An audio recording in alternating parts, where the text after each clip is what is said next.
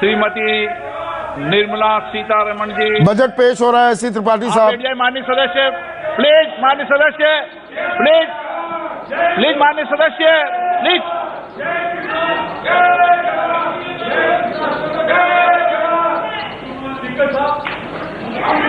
धन्यवाद जी।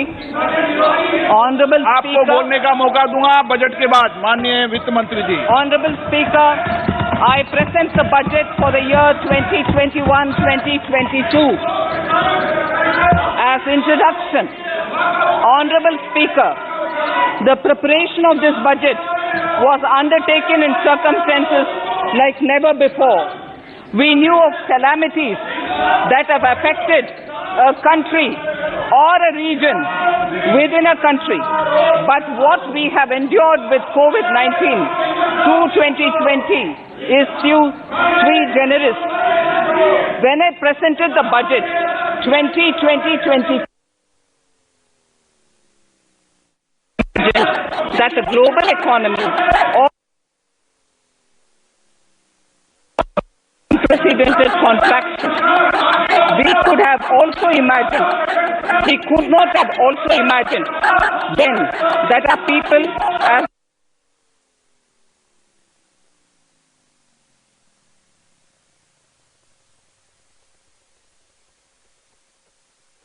उनका स्वास्थ्य संबंधी संकटों का मुकाबला करना पड़ेगा। और जो लॉकडाउन हुआ उसकी वजह से 48 घंटों में 3 सप्ताह का लॉकडाउन घोषित किया गया माननीय प्रधानमंत्री जी के द्वारा। और उस दौरान प्रधानमंत्री गरीब कल्याण योजना की घोषणा की गई, जिसकी वजह से जो फूड ग्रेन खाद्यान्न है वो प्रस्तुत किए गए, वो दिए गए, बांटे गए। और कुकिंग गैस दी गई। सीधे 400 करोड़ लोगों को, महिलाओं को, वृद्धों को, गरीब लोगों को इस जो है खाना बनाने की गैस, रसोई गैस दी गई। और सब्जियां, खाद्यान्न और जो सफाई कर्मचारी हैं, ड्राइवर हैं, रेलवे और जो यातायात के जो कर्मचारी हैं, बैंक के कर्मचारी हैं, बिजली के काम में लगे हुए हैं लोग हैं और फायरमैन हैं, और जो उन्होंने सभी ने एक सामान्य समय की तरह काम किया। और हम इसको मानते हैं और मैं सभी के तरफ से इस माननीय सदन में बोल रही हूँ, जब मैं अपना आभार व्यक्त कर रही हूँ महिलाएं और पुरुष वो अपना काम कर पाए और राष्ट्र को वो बुनियादी सुविधाएं, जरूरतें उनकी पूरी करा पाए। अध्यक्ष जी, सार्वजनिक सभी माननीय सांसदों ने और विधायकों ने भी अपने वेतन से योगदान दिया। 2020-21 में सरकार ने आत्मनिर्भर भारत पैकेज की घोषणा की ताकि जो वसूली की जा सके, और हमने 2 और आत्मनिर्भर पैकेज की घोषणा की, 2 और 3, और उसका वित्तीय प्रभाव जो पड़ा है और जो तरीके लिए गए आरबीआई के द्वारा जो कदम उठाए गए वो 27.1 लाख करोड़ के हमने कदम उठाए। और जो हमारे सकल घरेलू उत्पाद का 30% था, सरकार में होने के नाते हमने स्थिति की निगरानी की और उसके लिए हमने कदम उठाए। सरकार प्रधानमंत्री जी के नेतृत्व में हमने संसाधनों की तरफ ध्यान दिया और जो समाज के गरीब वंचित लोग हैं, गरीब लोग हैं, दलित हैं, आदिवासी हैं, वृद्ध लोग हैं और जो प्रवासी मजदूर हैं, बच्चे हैं, उनके लिए हमने कदम उठाए। प्रधानमंत्री गरीब कल्याण योजना 3 उनके लिए पैकेज की घोषणा की गई और 5 छोटे बजट जो है उस तरीके से श्रृंखला में प्रस्तुत किए गए। आत्मनिर्भर पैकेज, उससे जो हमने अवसंरचना को सुधार करने के लिए हमने कदम उठाए और माइनिंग क्षेत्र में, खनन के क्षेत्र में, कृषि के क्षेत्र में सुधार किए गए और पब्लिक सेक्टर के पीएसयू के क्षेत्र में एक राष्ट्र एक राशन कार्ड और उत्पादन के संबंधी जो है हमने प्रोत्साहन के लिए कई नीतियां चलाई इस समय में। और आयकर का जायजा लिया गया, टीवीटी और वित्तीय समावेशिकता की तरफ भी हमने ध्यान दिया। आज भारत के पास 2 वैक्सीन उपलब्ध हैं और ये सिर्फ हमारे अपने नागरिकों की सुरक्षा के लिए नहीं है बल्कि कोविड-19 के लिए, बल्कि वो 100 देशों से अधिक उनको भी इससे लाभ मिलेगा। और हम जल्दी, हमें उम्मीद है कि 2 और वैक्सीन आ जाएंगी। प्रधानमंत्री जी ने वैक्सीनेशन अभियान की शुरुआत की और हमारे वैज्ञानिकों का आभार व्यक्त किया। हम उनके आभारी हैं और जो प्रयास उन्होंने किए हैं। ये कहते हुए हमें याद है कि हमारा कोविड-19 के खिलाफ हमने संघर्ष किया और 2021 में भी हमारा ये संघर्ष जारी रहेगा।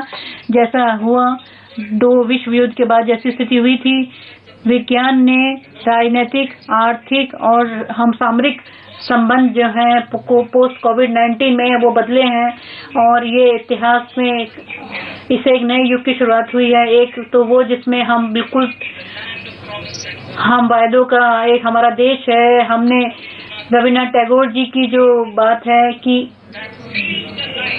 जो हम प्रकाश महसूस करते हैं, प्रकाश देखते हैं और उदय हो रहा है, नया प्रभात, नया उजाला आ रहा है और अभी हम देख रहे हैं कि जो उदय हो रहा है लेकिन अभी थोड़ी उसमें कालिमा है। हम जो क्रिकेट प्रेमी देश हैं और हमारे अभी हाल ही में क्रिकेट की टीम ने जो ऑस्ट्रेलिया पर विजय प्राप्त की है, इससे हमें याद पड़ता है कि सभी जो गुणवत्ताएं हैं हमारे अंदर, हमारे जो युवा हैं वो उन्होंने बहुत अधिक प्रगति की है और वो उन्होंने बहुत अच्छा अपना प्रदर्शन किया। ये दिखाता है कि भारत जो है में मृत्यु दर सबसे कम है, 1000 और हमारे यहाँ जो कोविड-19 के जो मामले हैं वो भी 130 हैं प्रति मिलियन और ये सबसे कम है। और ये दर्शाता है कि अब हम आर्थिक स्थिति में भी हम मजबूत हो रहे हैं। ये पहला बजट है, इस नए दशक का ये पहला बजट है। ये डिजिटल बजट है और ये सभी आपके समर्थन से, सहयोग से हो पाया है। अभी तक सिर्फ 3 बार बजट इससे भी इसमें दिखाया गया कि हमारी अर्थव्यवस्था जो है वो उसमें प्रभावित हुई है और ये भारत के अनुरूप है। ये जो हमारी अर्थव्यवस्था में जो खिंचाव हुआ है वो इसलिए क्योंकि इस समय विश्व के स्तर पर आपदा आ गई थी और जैसे कई दूसरे देशों ने इस आपदा को झेला है। ये कहते हुए मैं पूरी तरह से विश्वस्त हूँ कि सरकार पूरी तरह तैयार है और हम समर्थन करने के तैयार हैं और हम अर्थव्यवस्था को पूरी तरह से मजबूती प्रदान करने के लिए प्रयासरत हैं। इससे हम चाहते हैं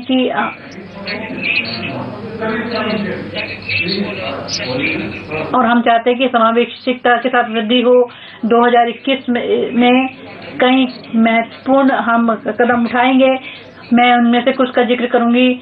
ये 75वां वर्ष है आजादी का, 60 वर्ष हो चुके हैं भारत में, 50 वर्ष भारत पाकिस्तान का जो युद्ध था उसको 50 वर्ष पूरे हो चुके हैं और हमारी स्वतंत्रता का भी 70वां वर्ष है। ब्रिक्स प्रेसिडेंसी भी हमें मिलेगी और चंद्रयान 3 मिशन और हरिद्वार में महाकुंभ जैसे जो है महत्वपूर्ण कार्यक्रम होंगे। माननीय अध्यक्ष जी, मैं बजट के बारे में बात करूं उससे पहले मैं बताना चाहूंगी कि कैसे हमने दूरियां बनाते हुए हमने इन चुनौतियों का सामना किया। हमारे जैसे देश में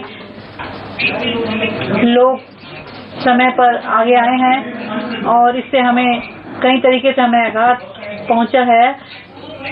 मैं सम्मान में हर नागरिक को सम्मान करती हूँ जिन्होंने ये जिस तरह की चुनौती का सामना किया है।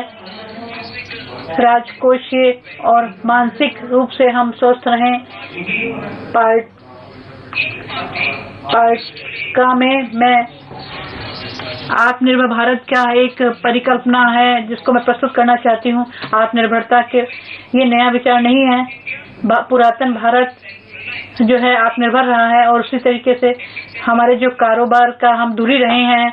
आत्मनिर्भर भारत एक व्याख्या है, 130 करोड़ लोगों की अभिव्यक्ति है जिनका पूरा विश्वास है, हम अंतर्राष्ट्रीय दलों के हम हिस्सा हैं, G20, ब्रिक्स का हम हिस्सा हैं और हम चाहते हैं कि अवसंरचना का विकास हो और अंतर्राष्ट्रीय जो सौर ऊर्जा है उसमें भी हम अपना योगदान दें। भारत ने इसमें अथक प्रयास किए हैं, जो प्रस्ताव आए हैं वो उससे हमें मजबूती मिलेगी और हमारा जो संकल्प है वो और मजबूत होगा और किसानों की आय दुगनी होगी, अवसंरचना जो है मजबूत होगी और भारत की अर्थव्यवस्था मजबूत होगी, अच्छे और युवाओं को अच्छे अवसर मिलेंगे, शिक्षा सभी को मिल पाएगी, महिलाओं का सशक्तिकरण होगा और इसके साथ साथ विकास जो है वो समावेशिक होगा। इसके अतिरिक्त हम जो हैं 13 जो वायदे किए हैं उसको हम पूरा कर पाएंगे। बजट 2015-16 में जो वायदे किए थे हम उसको पूरा कर पाएंगे और उसको हम मूर्त रूप दे पाएंगे। अमृत महोत्सव 2022 का 75वां वर्ष होगा हमारी आज़ादी का 2022 में और उसमें आत्मनिर्भर भारत की गूंज को ही वो पूरा कर पाएंगे और 6 ये स्तंभ हैं, स्वास्थ्य और वित्तीय पूंजी और अवसंरचना का विकास, समावेशिकता का विकास हो, भारत और मानवता जो संसाधन है उसको मजबूत करें और न्यूनतम अधिक कम लोगों के साथ शासन चला सकें। पहला जो स्तंभ है स्वास्थ्य और सबका कल्याण हो, यदि आरंभ में ही मैं ये कहना चाहूंगी कि जो स्वास्थ्य और अवसंरचना के क्षेत्र में निवेश किया गया बजट में उसमें काफी अधिक बढ़ोतरी की गई है और इसको आप देख पाएंगे। संस्थान हमारा जो प्रतिबद्धताएं हैं हम समग्र रूप से इस कार्य को आगे बढ़ाएंगे और हम 3 क्षेत्रों को मजबूती प्रदान करेंगे, क्यूरेटिव और हम चाहेंगे सबका कल्याण हो, सबकी तरफ ध्यान देंगे। जो हमारी स्वास्थ्य व्यवस्थाएं हैं उसमें केंद्र द्वारा प्रायोजित योजनाएं हैं, आत्मनिर्भर स्वस्थ भारत योजना, इसको शुरू किया जाएगा। इसमें 64,180 करोड़ रुपए का इसकी लागत से हम इस परिव्यय का आरंभ करेंगे, इसमें परिव्यय होगा और इससे हमारी क्षमता का विकास होगा। प्राथमिक और दूसरा जो हमारी स्वास्थ्य व्यवस्थाएं हैं वो सुधरेंगी, उसको मजबूती मिलेगी और जो हमारे संस्थान हैं इस कार्य में लगे हुए नए संस्थान हैं वो भी इस पर ध्यान दे पाएंगे, वो नए और जो रोग हैं उभर रहे हैं उसकी तरफ वो ध्यान दे पाएंगे और इससे जो हमारा स्वास्थ्य मिशन है वो आगे बढ़ेगा। ये जो योजनाएं हैं 17,000 ग्रामीण और 11,000 शहरी क्षेत्रों में जो वेलनेस सेंटर हैं उस पर ध्यान दे पाएंगे और इसके लिए प्रयोगशालाएं शुरू की जाएंगी। 3,382 ब्लॉक यूनिट्स होंगी 11 राज्यों में और क्रिटिकल केयर अस्पताल होंगे ब्लॉक्स में 682 जिलों में और केंद्रीय संस्थान होंगे। इससे हमारे जो राष्ट्रीय केंद्र हैं वो होंगे 5, इसके क्षेत्रीय केंद्र होंगे और 20 इकाइयां होंगी। इससे एकीकृत जानकारी मिल पाएगी, इसके लिए पोर्टल होगा सभी राज्यों में, केंद्र शासित प्रदेशों में, ताकि हम सभी सार्वजनिक जो प्रयोगशालाएं हैं स्वास्थ्य के क्षेत्र में उनको जोड़ सकें। 17 नई पब्लिक हेल्थ यूनिट होंगी और इससे 33 जो मौजूदा पब्लिक हेल्थ यूनिट हैं उनको मजबूत कर पाएंगे, उनको सशक्त कर पाएंगे और 42 हवाई अड्डे होंगे, 11 सी पोर्ट्स होंगे और लैंड क्रॉसिंग होंगी और 15 हेल्थ इमरजेंसी ऑपरेशन सेंटर होंगे और 2 मोबाइल हॉस्पिटल होंगे और एक राष्ट्रीय संस्थान होंगे, केंद्रीय अनुसंधान प्लेटफॉर्म होंगे, WHO world health organization south east Asia क्षेत्र में 9 बायोसेफ्टी लेवल के 3 प्रयोगशालाएं होंगी और 4 क्षेत्रीय राष्ट्रीय स्तर के संस्थान होंगे। न्यूट्रिशन पोषण के क्षेत्र में हम चाहते हैं कि हमारे यहाँ जो पोषण है वो अच्छा हो और ये सभी को पौष्टिक भोजन मिले। इसके लिए हम सप्लीमेंट्री न्यूट्रिशनल प्रोग्राम चलाएंगे, कार्यक्रम चलाएंगे, पोषण अभियान चलाएंगे और इसके लिए मिशन चलाएंगे, विजन और इसमें जो हम रणनीति बनाएंगे तो योजनाएं बनाएंगी ताकि इसका 112 एस्पिरेशनल जो डिस्ट्रिक्ट्स हैं उसमें ये इसको कार्यक्रम को चलाया जाएगा और पानी की आपूर्ति सभी जगह हो। WHO ने बार बार इस बात पर जोर दिया है कि स्वच्छ जल मिले, साफ सफाई हो, पर्यावरण साफ हो, और ये 3 आवश्यक जरूरतें हैं हमारी, ताकि हम सभी को जल जीवन मिशन उसकी शुरुआत की जाएगी। इसका उद्देश्य ये है कि सभी का जल आपूर्ति हो सके। 4300 जो से अधिक जो हमारी लोकल बॉडी है वहाँ पर जल मिल सके, पानी मिल सके और सभी जगह पानी पहुँच सके, पानी का कनेक्शन दिया जा सके। और जो वेस्ट मैनेजमेंट है उसको भी आगे बढ़ाएंगे और इसको 5 सालों में इसको लागू किया जाएगा। इसमें परिव्यय होगा 2,87,000 करोड़ का परिव्यय आएगा, इसमें खर्च आएगा।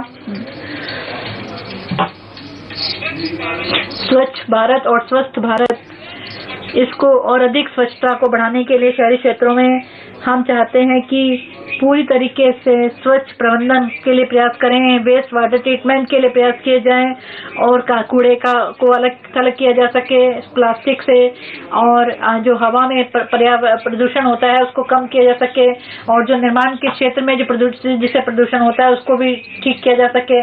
और जो इसके लिए डंप साइट जो है स्वच्छ भारत मिशन में 2 इसको लागू किया जाएगा। इसके लिए कुल वित्तीय आवंटन होगा 1,47,678 करोड़ का 5 वर्ष के लिए। 2020-21 से ये कार्यक्रम की शुरुआत की जाएगी। क्लीन जल, स्वच्छ वायु हो, क्योंकि पर्यावरण दूषित होता है, उसके लिए 2,217 करोड़ रुपए 43 शहरी क्षेत्रों के लिए रखे जाएंगे जो हमारी जनसंख्या है इस क्षेत्र में।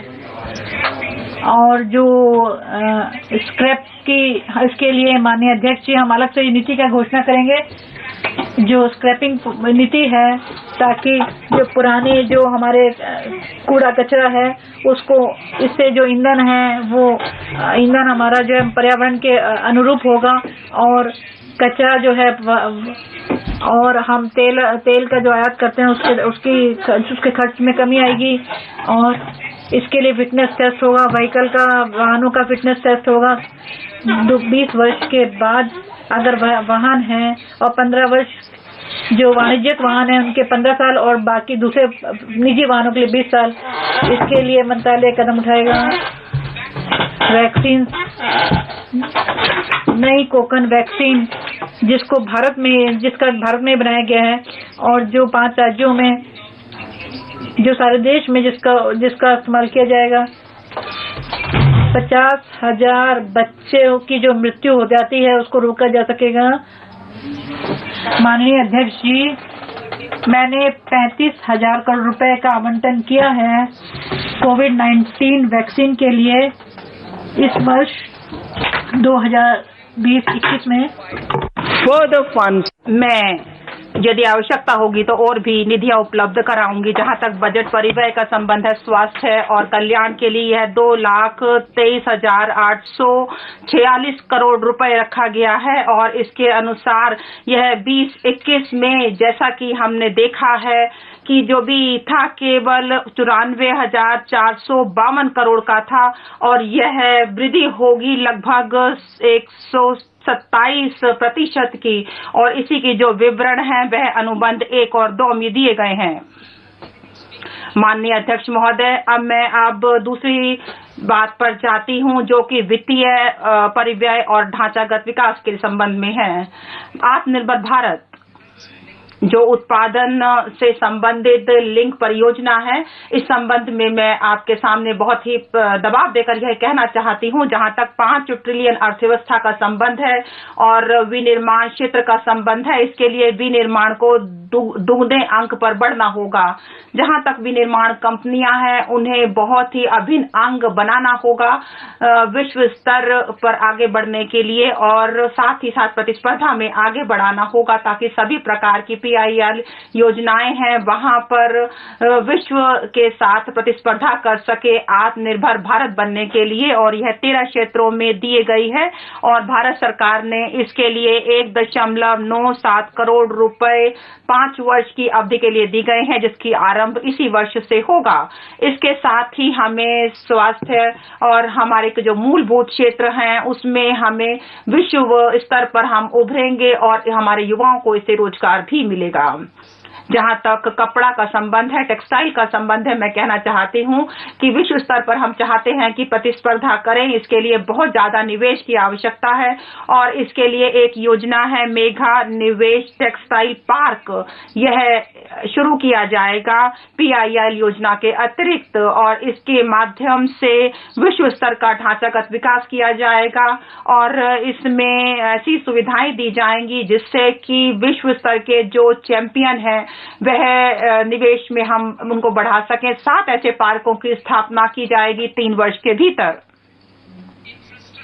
लेकिन जहां तक ढांचागत विकास का संबंध है, राष्ट्रीय ढांचागत पाइपलाइन जिसकी घोषणा मैंने दिसंबर 2019 में की थी, वह अपने आप में एक अलग प्रकार की योजना थी।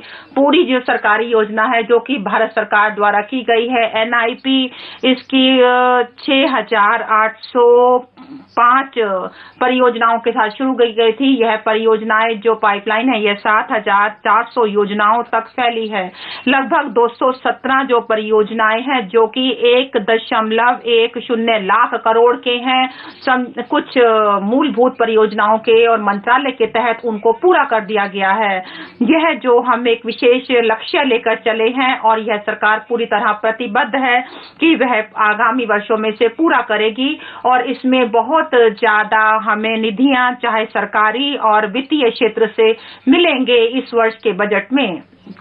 मैं प्रस्ताव करती हूं कि मैं कठोर कदम उठाऊंगी। यह 3 तरीके से काम किया जाएगा। पहला काम किया जाएगा कि मैं संस्थागत ढांचागत विकास करूंगी और मैं जो आस्तियां हैं उनका विमुद्रीकरण करूंगी और साथ ही साथ जो खर्च है वह केंद्रीय और राज्य बजट में उसको भी बढ़ाऊंगी।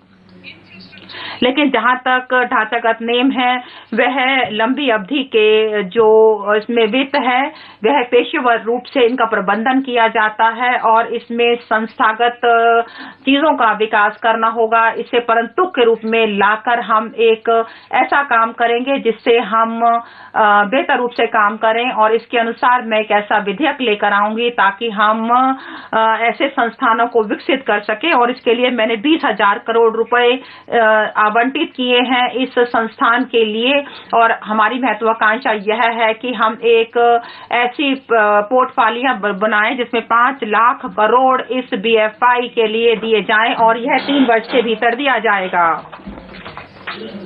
जहां तक चीजों का संबंध है जिसमें कि हम इसमें ध्यान देंगे कि किस प्रकार से हम इसमें आगे करें और इसमें यह सब काम करके हम यह काम करेंगे महोदय। इसके माध्यम से जो ऐसी जो चीजें हैं उनका विकास किया जाएगा और साथ ही साथ हम जो रियल एस्टेट क्षेत्र में है उसको भी हम काफी बढ़ा देंगे। लेकिन जहां तक आस्ति विमुद्रीकरण का संबंध है, इस संबंध में आपको कहना चाहती हूं कि यह एक बहुत ही महत्वपूर्ण वित्त पोषण विकल्प है एक नई आस्तियों के लिए। मैं एक संभावित ब्राउनफील्ड अवसंरचना आस्तियों की एक राष्ट्रीय मुद्रीकरण पाइपलाइन लॉन्च की जाएगी। एक आस्ति मुद्रीकरण डैशबोर्ड की प्रगति को ट्रैक करने के लिए और निवेशकों को देखने की सुविधा प्रदान करने के लिए सृजित किया जाएगा। मुद्रीकरण की दिशा में कुछ महत्वपूर्ण उपाय निम्नलिखित हैं। नंबर 1, भारतीय राष्ट्रीय राजमार्ग प्राधिकरण और PGCIL में से प्रत्येक ने एक INVIT प्रायोजित की है जो अंतर्राष्ट्रीय तथा घरेलू संस्थागत निवेशकों को आकर्षित करेगी। 5,000 करोड़ रुपए के अनुमानित उद्यम मूल्य के साथ प्रचलित हो रही 5 सड़कें NHAI INVIT को अंतरित की जाएगी। इसी तरह 7,000 करोड़ रुपए की ट्रांसमिशन आस्तियां PGCIL INVIT के लिए अंतरित की जाएंगी। रेलवे समर्पित भाड़ा कॉरिडोर आस्तियों को चालू होने के पश्चात प्रचालन और रखरखाव के लिए मुद्रीकृत करेगा। विमानपत्तनों का आगामी लॉट प्रचालनों और प्रबंधन रियायत के लिए मुद्रीकृत किया जाएगा। अन्य प्रमुख अवसंरचना आस्तियां जो मुद्रीकरण कार्यक्रम के अंतर्गत रोल आउट की जाएंगी वे हैं NHII प्रचनात्मक टोल रोड, PGCIL की ट्रांसमिशन आस्तियां, गेल IOCL तथा HPCL का तेल और गैस पाइपलाइनें, टीयर 2 और टीयर 3 शहरों में AAI विमानपत्तन, अन्य रेलवे अवसंरचना आस्तियां, केंद्रीय वेयर हाउसिंग निगम जैसे लोक उद्यम वेयर हाउसिंग आस्तियां तथा नेफेड इत्यादि और खेल स्टेडियम। पूंजीगत बजट में तीव्र वृद्धि। बजट अनुमान 2020-21 में हमने पूंजीगत व्यय के लिए 4.12 लाख करोड़ रुपए प्रदान किए थे। हमारा यह प्रयास था कि संसाधनों की कमी के बावजूद हमें पूंजी पर अपेक्षाकृत अधिक व्यय करना चाहिए और हम वर्ष के अंत तक लगभग 4.39 लाख करोड़ रुपए खर्च करने की उम्मीद रखते हैं।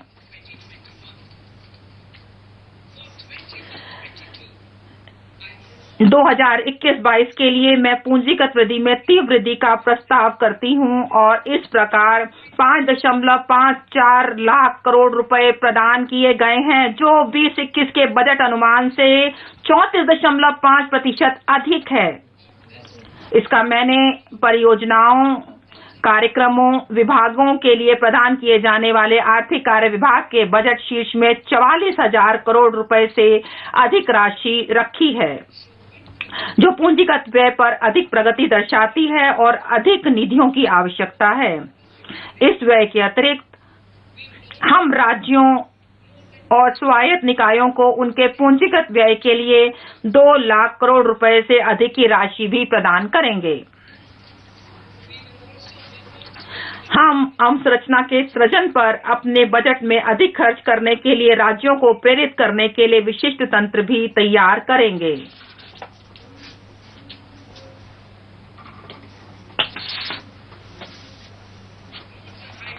सड़क और राजमार्ग अवसंरचना। 3.3 लाख करोड़ रुपए की लागत से 13,000 किलोमीटर से अधिक लंबाई के सड़कों का भारतमाला परियोजना के अंतर्गत 5.35 लाख करोड़ रुपए का ठेका पहले ही दे दिया गया है, जिसका 3,800 किलोमीटर भाग निर्मित हो गया है।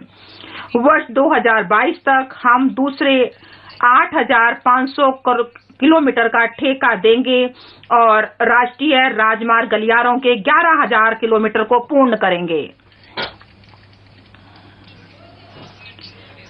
सड़क अवसंरचना को और बढ़ाने के लिए और अधिक आर्थिक कॉरिडोर की भी योजना बनाई जा रही है। कुछ इस प्रकार है। 1.03 लाख करोड़ रुपए के निवेश से तमिलनाडु राज्य में 3500 किलोमीटर के राष्ट्रीय राजमार्ग निर्माण करेंगे।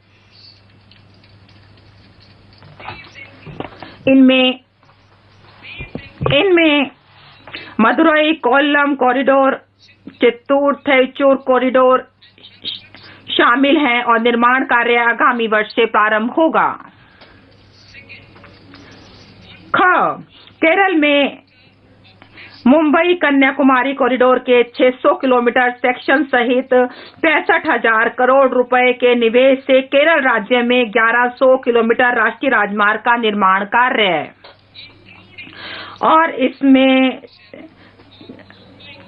मौजूदा सड़क कोलकाता सिलीगुड़ी के उन्नयन सहित 25,000 किलोमीटर की लागत का राजकीय निर्माण कार्य भी इसमें शामिल है। और इसके साथ जो पश्चिम बंगाल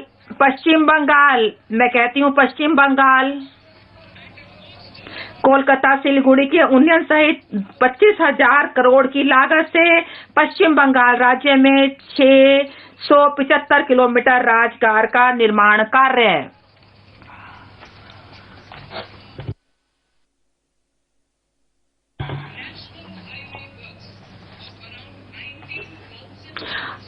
राज्य में इस समय लगभग 19,000 करोड़ रुपए के राष्ट्रीय राजमार्ग निर्माण कार्य आसाम में चल रहे हैं।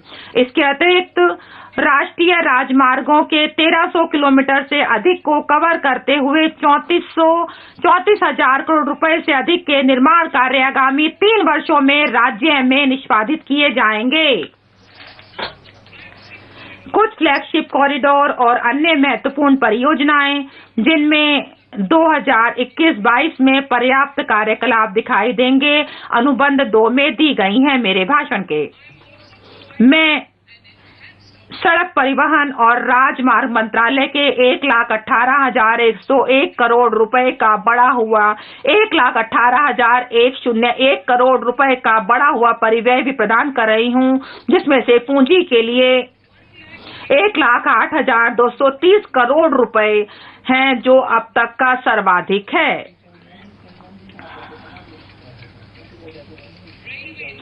रेलवे अवसंरचना। माननीय अध्यक्ष महोदय, भारतीय रेलवे ने भारत के लिए एक राष्ट्रीय रेल योजना 2030 तैयार की है। इस योजना को 2030 तक भविष्य के लिए तैयार रेलवे तंत्र सृजित करना है। हमारे उद्योगों के लिए परिवहन लागत को कम करना मेक इन इंडिया को समर्थ बनाने के लिए हमारी रणनीति का मुख्य बिंदु है। यह संभावना है कि पश्चिम समर्पित भारत कॉरिडोर और पूर्वी समर्पित कॉरिडोर जून 2022 तक चालू हो जाएगा। निम्नलिखित अतिरिक्त पहल प्रस्तावित हैं। 2021-22 में पूर्वी डीएफसी का सोननगर गोमो खंड 263.7 किलोमीटर पीपीपी मोड में शुरू किया जाएगा और यह इस वर्ष शुरू किया जाएगा। 274.3 किलोमीटर का गोमो दानकुन्नी खंड भी इसके तत्काल बाद शुरू किया जाएगा। हम भावी कॉरिडोर परियोजना को निष्पादित करेंगे। नामतः खड़गपुर से विजयवाड़ा तक पूर्वी तट कॉरिडोर, भुसावल से खड़गपुर से दानकुनी तक पूर्वी पश्चिम कॉरिडोर और इटारसी से विजयवाड़ा तक उत्तर दक्षिण कॉरिडोर।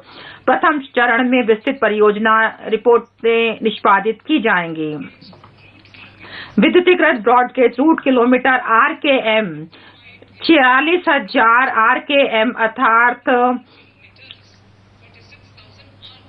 आरकेएम है ये 46,000 किलोमीटर, मतलब 1 अक्टूबर 2020 को 41,548 आरकेएम से 2021 के अंत तक 72% विस्तार तक पहुंचने की संभावना है और ब्रॉडगेज रूटों का 100% विद्युतीकरण दिसंबर 2023 तक पूरा हो जाएगा। यात्रियों की सुविधा के लिए और सुरक्षा के लिए निम्नलिखित उपाय प्रस्तावित हैं। हम यात्रियों के लिए एक बेहतर यात्रा अनुभव प्रदान करने के लिए पर्यटक रूटों पर सौंदर्यपरक रूप से डिजाइन किए गए विस्टाडोम LHV कोच आरंभ करेंगे। गत कुछ वर्षों में किए गए सुरक्षा उपायों के परिणाम प्राप्त हुए हैं। इस प्रयास को और सुदृढ़ करने के लिए भारतीय रेलवे के उच्च घनत्व नेटवर्क और उच्च उपयोग किए गए नेटवर्क रूटों को देसी रूप से विकसित स्वचालित ट्रेन संरक्षण प्रणाली प्रदान की जाएगी, जो मानवीय त्रुटि के कारण ट्रेन टकराने से समाप्त हो जाएगी। मैं रेलवे के लिए 1,10,000 और 55 करोड़ रुपए की एक रिकॉर्ड राशि प्रदान कर रही हूं, जिसमें से 1,07,100 करोड़ रुपए पूंजीगत व्यय के लिए हैं। शहरी अवसंरचना। हम मेट्रो रेल नेटवर्क के विस्तार और सिटी सेवा बस सेवा की वृद्धि के माध्यम से सार्वजनिक परिवहन के हिस्से को बढ़ाने के लिए कार्य करेंगे। सार्वजनिक बस परिवहन सेवाओं की वृद्धि के समर्थन के लिए 18,000 करोड़ रुपए की लागत पर एक नई योजना लॉन्च करेंगे। यह योजना 20 यह योजना 20,000 से अधिक बसों के लिए वित्त अधिग्रहण, प्रचालन और रखरखाव के लिए निजी क्षेत्र के प्लेयरों को सक्षम बनाने के लिए नव प्रवर्तनकारी पीपीपी मॉडलों की तैनाती को सुकर बनाएगी। यह योजना ऑटोमोबाइल सेक्टर को संवर्धित करेगी, आर्थिक समृद्धि में तेजी लाएगी, हमारे युवाओं के लिए रोजगार अवसर सृजित करेगी और शहरी निवासियों के आवागमन की सुविधा को बढ़ाएगी। कुल 702 किलोमीटर परंपरागत मेट्रो प्रचालन में है और 1016 किलोमीटर मेट्रो और आरआरटीएस 27 शहरों में निर्माणाधीन है। 2 नई प्रौद्योगिकियां अर्थात मेट्रोलाइट और मेट्रोनियो समान अनुभव सुविधा के साथ अपेक्षाकृत कम लागत पर मेट्रो रेल तंत्र प्रदान करने के लिए तथा टीयर 2 शहरों में सुरक्षा तथा टीयर 1 शहरों के परिधि क्षेत्रों में तैनात की जाएगी।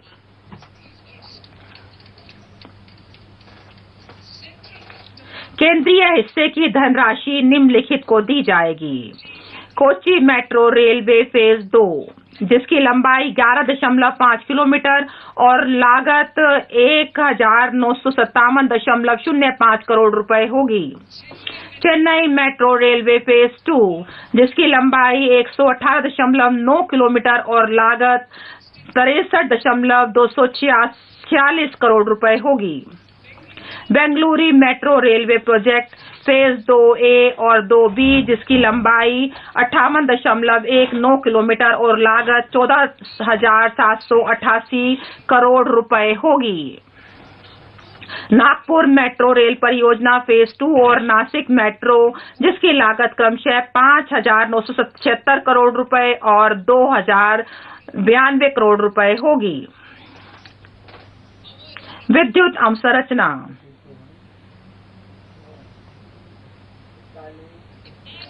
पिछले 6 वर्षों में विद्युत क्षेत्रों में कई सुधार और उपलब्धियां देखने में आई हैं।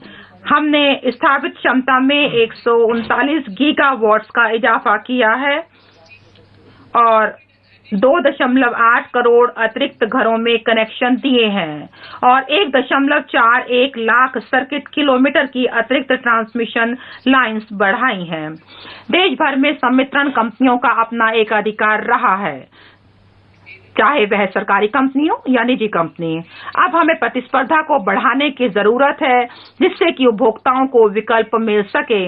एक ऐसा फ्रेमवर्क तैयार किया जाएगा जिससे उपभोक्ता एक से अधिक संवितरण कंपनियों में से अपना चुनाव करने का विकल्प रख सकेंगे। मैं इसको पुनः पढ़ना चाहती हूँ। एक ऐसा फ्रेमवर्क तैयार किया जाएगा जिससे उपभोक्ता एक से अधिक संवितरण कंपनियों में से अपना चुनाव करने का विकल्प रख सकेंगे। इन संवितरण कंपनियों की व्यवहार्यता के प्रति बहुत बड़ी चिंता है। आने वाले 5 वर्षों में 3,05,984 करोड़ रुपए के परिव्यय से एक परिष्कृत एवं सुधार आधारित तथा परिणाम संबद्ध विद्युत वितरण योजना 5 वर्ष में शुरू की जाएगी। इस योजना से डिस्कॉम्स को बुनियादी संरचनाओं को तैयार करने में सहायता मिल सकेगी जिसमें प्रीपेड स्मार्ट मीटरिंग सिस्टम्स का उन्नयन आदि आते हैं जो कि वित्तीय सुधार से जुड़े हुए हैं। प्रधानमंत्री जी ने नवंबर 2020 में तीसरे री इन्वेस्टमेंट कॉन्फ्रेंस में बोलते समय एक वृहद राष्ट्रीय हाइड्रोजन एनर्जी मिशन को तैयार करने की योजना की घोषणा की थी। अब 2021-22 में एक हाइड्रोजन एनर्जी मिशन शुरू करने का प्रस्ताव किया गया है जिसके तहत ग्रीन पावर स्रोतों से हाइड्रोजन को पैदा किया जा सकेगा। पोत नौवहन जलमार्ग बड़े बड़े पत्तन जो कि अपने संचालन सेवाओं को खुद देखते हैं अब एक ऐसे मॉडल के रूप में सामने आएंगे जिसका प्रबंधन इसके निजी भागीदार द्वारा किया जाता होगा। इस उद्देश्य के लिए वित्तीय वर्ष 2021-22 में सरकारी व निजी भागीदारी पीपी के तहत प्रमुख पत्रों के द्वारा 7 परियोजनाएं प्रस्तावित की जाएंगी जिनके तहत 21-22 में और इसके तहत 2000 करोड़ रुपए से अधिक होगी। भारत में मर्चेंट शिप को बढ़ावा देने की एक योजना शुरू की जाएगी, जिसमें मंत्रालयों और सीपीएसआई के द्वारा जारी किए जाने वाले विश्व स्तरीय निविदाओं में भारतीय शिपिंग कंपनियों की सब्सिडी के माध्यम से सहायता दी जा सकेगी। इसके लिए आने वाले 5 वर्षों में 1624 करोड़ रुपए की राशि उपलब्ध कराई जाएगी। इस प्रकार के प्रयास से ग्लोबल शिपिंग में भारतीय कंपनियों की हिस्सेदारी के बढ़ने के अलावा इंडियन सीफेयररों के लिए प्रशिक्षण और रोजगार के बेहतर अवसर सुलभ हो सकेंगे। भारत ने एक रिसाइकलिंग ऑफ शिप एक्ट 2019 अधिनियमित किया है और हांगकांग इंटरनेशनल कन्वेंशन तक अपनी पहुंच कायम की है। गुजरात के अलंग में स्थित लगभग 90 सी रिसाइकलिंग यार्ड्स को पहले ही HKC अनुपालन सर्टिफिकेट प्राप्त हो गया है। यूरोप और जापान से और अधिक जहाजों को भारत में लाने के लिए प्रयास किए जाएंगे। रिसाइकलिंग कैपेसिटी, जो कि लगभग 4.5 million light displacement ton LDT है, को 2024 तक 2 गुना कर दिया जाएगा। इसके लिए हमारे युवाओं के लिए 1.5 लाख अधिक नौकरियों के पैदा होने का अनुमान है। पेट्रोलियम और प्राकृतिक गैस। हमारी सरकार ने कोविड-19 लॉकडाउन की अवधि में भी देश भर में ईंधन की आपूर्ति बनाए रखी है। लोगों के जीवन में इस क्षेत्र के अत्यंत महत्वपूर्ण स्थिति को देखते हुए निम्नलिखित प्रमुख कदमों की घोषणा की जा रही है। पहला, उज्ज्वला स्कीम, जिसका लाभ 8 करोड़ परिवारों को हुआ है, का इस हद तक विस्तार किया जाएगा कि इसमें 1 करोड़ और लाभार्थी शामिल किए जा सकें। हम अगले 3 वर्षों में 100 और अधिक जिलों को सिटी गैस डिस्ट्रीब्यूशन नेटवर्क से जोड़ देंगे। जम्मू व कश्मीर संघ राज्य क्षेत्र में एक गैस पाइपलाइन परियोजना शुरू की जाएगी। एक स्वतंत्र गैस ट्रांसपोर्ट सिस्टम ऑपरेटर का गठन किया जाएगा, जिससे बिना किसी भेदभाव के खुली पहुंच के आधार पर सभी प्राकृतिक गैस पाइपलाइनों की कॉमन कैरियर कैपेसिटी की बुकिंग में सुविधा प्रदान की जा सकेगी और समन्वय स्थापित किया जा सकेगा। वित्तीय पूंजी। हम SEBI act 1992, depositories act 1996, securities contract regulation act 1956 और गवर्नमेंट सिक्योरिटीज एक्ट 2007 के प्रावधानों को समेकित करके एक युक्ति संगत एकल सिक्योरिटीज मार्केट्स कोड तैयार कर सके, ऐसा मेरा प्रस्ताव है। सरकार GIFT IFSC में एक विश्व स्तरीय या फिनटेक हब विकसित करने के लिए अपना समर्थन देने को तैयार है। इस दबाव के वक्त में कॉरपोरेट बॉन्ड मार्केट में भागीदारों के बीच विश्वास पैदा करने के लिए और सामान्यतः सेकेंडरी मार्केट लिक्विडिटी को बढ़ाने के लिए एक अस्थायी संस्थागत फ्रेमवर्क तैयार किए जाने का प्रस्ताव है। इस प्रस्तावित निकाय के द्वारा दबायुक्त और सामान्य समय अर्थात दोनों ही स्थितियों में निवेश परक ग्रेड की ऋण सिक्योरिटीज की खरीद की जा सकेगी और इससे बॉन्ड मार्केट के विकास में मदद मिलेगी।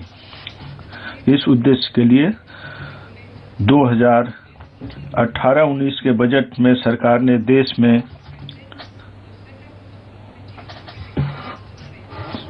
सोने के विनिमय को विनियमित करने के लिए एक व्यवस्था स्थापित करने की अपनी मंशा की घोषणा की थी। मैं प्रस्ताव करती हूं कि जो जितने वित्तीय गैर परंपरागत ऊर्जा क्षेत्र को और अधिक बढ़ावा देने के लिए मेरा प्रस्ताव भारतीय सौर ऊर्जा निगम में 1000 करोड़ रुपए और भारतीय नवीकरणीय विकास एजेंसी में 1500 करोड़ रुपए की अतिरिक्त पूंजी को लगाने का है। मैं बीमा क्षेत्र में एफडीआई को बढ़ावा देने के लिए मेरा प्रस्ताव बीमा अधिनियम 1938 में संशोधन किए जाने का है, जिससे इसके लिए बीमा कंपनियों में अनुज्ञेय एफडीआई सीमा को 49% से बढ़ाकर 74% की जा सके और सुरक्षा उपायों को अपनाते हुए विदेशी स्वामित्व और नियंत्रण को स्वीकृति दी जा सके। इस नई संरचना के अंतर्गत बोर्ड के ज्यादातर निवेशक और प्रबंधन से जुड़े प्रमुख व्यक्ति रेजिडेंट इंडियन होंगे, जिनमें कम से कम 50% निदेशक स्वतंत्र निदेशक होंगे और लाभ का एक विशेष प्रतिशत सामान्य रूप से आरक्षित रखा जाएगा। एक नई संरचना को स्थापित करके तनावग्रस्त परिसंपत्ति का समाधान। सार्वजनिक क्षेत्र के बैंक अपने संकटग्रस्त परिसंपत्ति के लिए उच्च स्तर का प्रावधान कर सके, इसके लिए ऐसे उपाय की जरूरत है जिससे बैंक के बही खाते ठीक हो सके। एक एसेट रिकंस्ट्रक्शन कंपनी लिमिटेड और एसेट मैनेजमेंट कंपनी का गठन किया जाएगा, जिससे वर्तमान के तनावग्रस्त ऋण को समेकित किया जा सके और उसे अपने हाथों में लिया जा सके। फिर उसके बाद उस परिसंपत्ति का वैकल्पिक निवेश कोष में निपटान किया जा सके और अन्य सक्षम निवेशकों को दिया जा सके ताकि उसका अंतिम मूल्य प्राप्त हो सके। पीएसबी का पुनर्पूंजीकरण। पीएसबी की वित्तीय क्षमता को और अधिक समेकित करने के लिए वर्ष 2021-22 में 20,000 करोड़ रुपए और का पुनः पूंजीकरण किए जाने का प्रस्ताव है। जमा बीमा।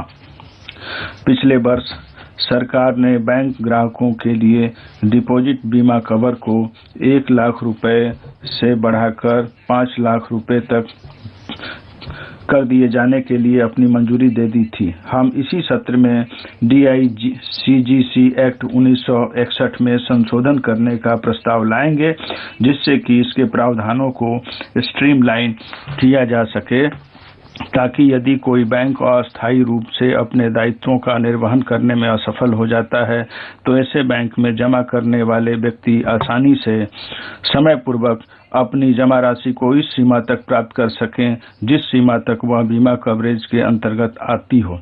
इससे बैंक के उन जमाकर्ताओं को मदद मिल सकेगी जो कि इस समय तनावग्रस्त हैं। छोटे मोटे कर्जदारों के हितों को सुरक्षा प्रदान करने के साथ साथ क्रेडिट की व्यवस्था में सुधार लाने के लिए NBFC के लिए, जिसकी न्यूनतम परिसंपत्ति 100 करोड़ रुपए तक की हो सकती है, सिक्योरिटाइजेशन एंड रिकंस्ट्रक्शन और financial assets and enforcement of securities interest act 2002 के अंतर्गत ऋण वसूली के लिए पात्र न्यूनतम ऋण की सीमा को 50 लाख रुपए के वर्तमान स्तर से कम करके 20 लाख रुपए तक करने का प्रस्ताव किया जा रहा है। कंपनी मामले। कंपनी अधिनियम 2013 के अंतर्गत प्रक्रियागत और तकनीकी रूप से समन किए जाने वाले अपराधों को समाप्त किए जाने का काम अब पूरा हो गया है। अब हमारा प्रस्ताव लिमिटेड लायबिलिटी पार्टनरशिप एक्ट 2008 को अपराध मुक्त बनाने के लिए अगला कदम उठाए जाने का है। माननीय अध्यक्ष महोदय, मेरा कंपनी अधिनियम 2013 के अंतर्गत लघु कंपनियों की परिभाषा में संशोधन करने का प्रस्ताव है, जिसके तहत प्रदत्त पूंजी के लिए उसकी न्यूनतम सीमा थ्रेशोल्ड 50 लाख रुपए से अनधिक के स्थान पर 2 करोड़ रुपए से अनधिक तथा कारोबार की न्यूनतम सीमा को 2 करोड़ रुपए से अनधिक के स्थान पर 20 करोड़ रुपए से अनधिक किया जाए। इससे 2 लाख से अधिक कंपनियों को अपने अनुपालन संबंधी जरूरतों को पूरा करने में आसानी होगी। एक अन्य उपाय जिससे स्टार्टअप और अभिनवकर्ताओं को लाभ पहुंचेगा के रूप में मेरा प्रस्ताव यह है कि OPC को मंजूरी देते हुए एकल व्यक्ति कंपनी के निगमन को प्रोत्साहित किया जाए, जिससे कि प्रदत्त पूंजी और कारोबार पर बिना प्रतिबंध के वे अपना विकास कर सकें और उनको किसी भी समय अपना किसी भी अन्य प्रकार की कंपनी के रूप में बदलने की अनुमति दी जाए। OPC के गठन के लिए भारतीय नागरिक के रूप में उनके आवासन की सीमा को 162 81 दिन की रखी गई है उसे 120 दिन की जाए और अनिवासी भारतीयों NRI को भारत में अपनी OPC स्थापित करने की अनुमति दी जाए। विवादों का तेजी से समाधान सुनिश्चित करने के लिए NCLT फ्रेमवर्क को मजबूत बनाया जाएगा, ई-कोर्ट सिस्टम को लागू किया जाएगा और MSME के लिए ऋण समाधान की वैकल्पिक व्यवस्था और विशेष फ्रेमवर्क को लागू किया जाएगा। आने वाले राजकोषीय वर्ष 2021-22 के दौरान हम data analytics, artificial intelligence, machine learning चालित MCA 21 वर्जन 3.0 शुरू कर रहे होंगे। इस वर्जन 3.0 में ई-स्क्रूटनी, ई-एडजुडिकेशन, ई-कंसल्टेशन और अनुपालन प्रबंधन के अतिरिक्त मॉड्यूल्स होंगे।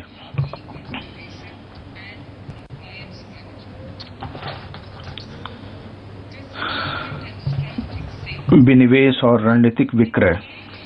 कोविड-19 के बावजूद हम रणनीतिक विनिवेश की दिशा में कार्य कर रहे हैं। BPCL, air India, shipping corporation of India, container corporation of India, IDBI bank, BEML, Pawan Hans, Nilachal इस्पात लिमिटेड के साथ होने वाले कई लेन देन 2021-22 में पूरे हो जाएंगे। वर्ष 2021-22 में हम IDBI बैंक के अलावा 2 सार्वजनिक क्षेत्रीय बैंकों और एक सामान्य बीमा कंपनी का भी निजीकरण करने का प्रस्ताव रखते हैं। इसके लिए वैधानिक संशोधनों की जरूरत पड़ेगी और इसी सत्र में ही हम इन संशोधनों को लाने का हमारा विचार है। 2021-22 में हम LIC का IPO भी लाएंगे, जिसके लिए मैं इसी सत्र में अपेक्षित संशोधन ला रही हूं। आत्मनिर्भर पैकेज के अंतर्गत हमने घोषणा की थी कि हम सार्वजनिक क्षेत्र के उपक्रमों में रणनीतिक निवेश की एक नीति लाने वाले हैं। सदन को सूचित करते हुए मुझे हर्ष हो रहा है कि सरकार ने उक्त नीति को अनुमोदित कर दिया है। इस नीति में सभी गैर सामरिक और सामरिक क्षेत्रों में विनिवेश का एक सुस्पष्ट मार्गदर्शन दिया गया है। हमने अपने पास ऐसे 4 क्षेत्रों को ही रखा है जो सामरिक दृष्टि से महत्वपूर्ण हैं, जिसमें न्यूनतम CPSE को बनाए रखा जाएगा और बाकी का निजीकरण कर दिया जाएगा। बाकी क्षेत्रों में सभी CPSI का निजीकरण किया जाएगा। इस नीति की मुख्य बातें अनुबंध 3 में उल्लिखित कर दी गई हैं। विनिवेश की नीति में तेजी लाने के लिए मेरा NITI से कहना है कि यह केंद्रीय सार्वजनिक क्षेत्र की उन कंपनियों को अगली सूची तैयार करे जिसमें रणनीतिक रूप से विनिवेश किया जाना है। इसी तरह राज्यों को भी अपने निजी क्षेत्र की कंपनियों में विनिवेश करने के लिए प्रोत्साहित करने के लिए हम राज्यों के लिए केंद्रीय कोष से एक प्रोत्साहन परक पैकेज लाने वाले हैं। बेकार पड़ी संपत्तियों का आत्मनिर्भर भारत के निर्माण में कोई योगदान नहीं होने वाला है। ये नॉन कॉर्पोरेट संपत्तियों में ज्यादातर वे अतिरिक्त भूमि आती हैं जो कि सरकार के मंत्रालयों, विभागों तथा सार्वजनिक क्षेत्र के उपक्रमों के पास पड़ी हैं। इन जमीनों का मुद्रीकरण या तो सीधे उनकी बिक्री करके या रियायत देकर या इसी प्रकार के अन्य साधनों से किया जा सकता है। इसके लिए विशेष योग्यता की जरूरत है और इस उद्देश्य के लिए मेरा प्रस्ताव है कि किसी ऐसी कंपनी के रूप में विशेष प्रयोजनीय साधन का प्रयोग किया जाए जो कि इस कार्य को पूरा कर सकें। बीमार पड़ी या घाटे में चलने वाली CPSE को समय से बंद करने के लिए हम एक ऐसे संशोधित तंत्र को लागू करने वाले हैं जिससे इन इकाइयों को बंद किया जा सकेगा। हमने विनिवेश में 2021-22 में 1,75,000 करोड़ रुपए की प्राप्तियों का अनुमान लगाया है।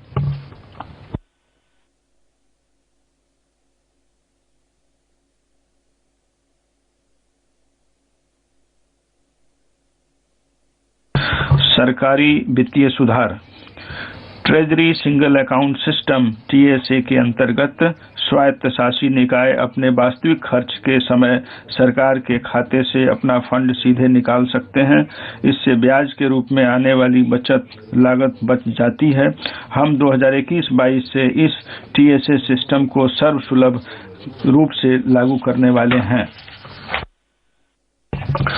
15वें वित्त आयोग की सिफारिश के आधार पर हमने केंद्रीय प्रायोजित योजनाओं को युक्ति संगत बनाने और इनकी संख्या को कम करने का विस्तृत कार्य किया है। इससे इनके परिव्यय को समेकित किया जा सकेगा और बेहतर परिणाम सामने आएंगे। सरकार बहुराज्य सहकारी समितियों के विकास के प्रति प्रतिबद्ध है और उनको हर तरह की सहायता देगी। सहकारी समितियों के लिए ईज ऑफ डूइंग बिजनेस को और अधिक सरल बनाने के लिए मेरा प्रस्ताव उनके लिए एक अलग से प्रशासनिक संरचना स्थापित करने का है।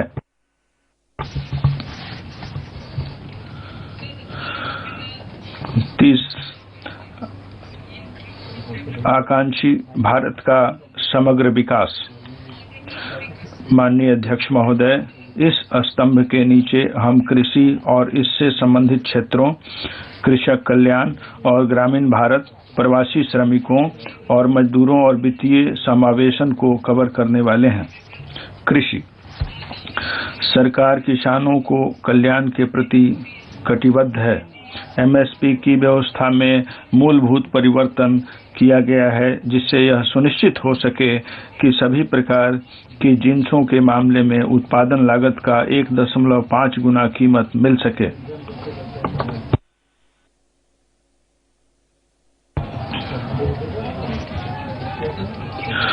खरीद का कार्य भी अब तेजी से जारी है। इसके परिणाम स्वरूप किसानों को पर्याप्त भुगतान किए जाने के मामले में बढ़ोतरी हुई है। गेहूं के मामले में 2013-14 में किसानों को कुल 33,874 करोड़ रुपए का भुगतान किया गया था। माननीय अध्यक्ष महोदय,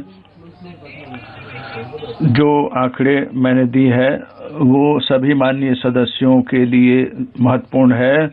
गेहूं के मामले में 2013-14 में किसानों को कुल 33,874 करोड़ रुपए का भुगतान किया गया था। 2019-20 में यह राशि 62,802 करोड़ रुपए थी और 2020-21 में स्थिति और भी अच्छी हुई तथा किसानों को कुल 75,060 करोड़ रुपए का भुगतान कर दिया गया है।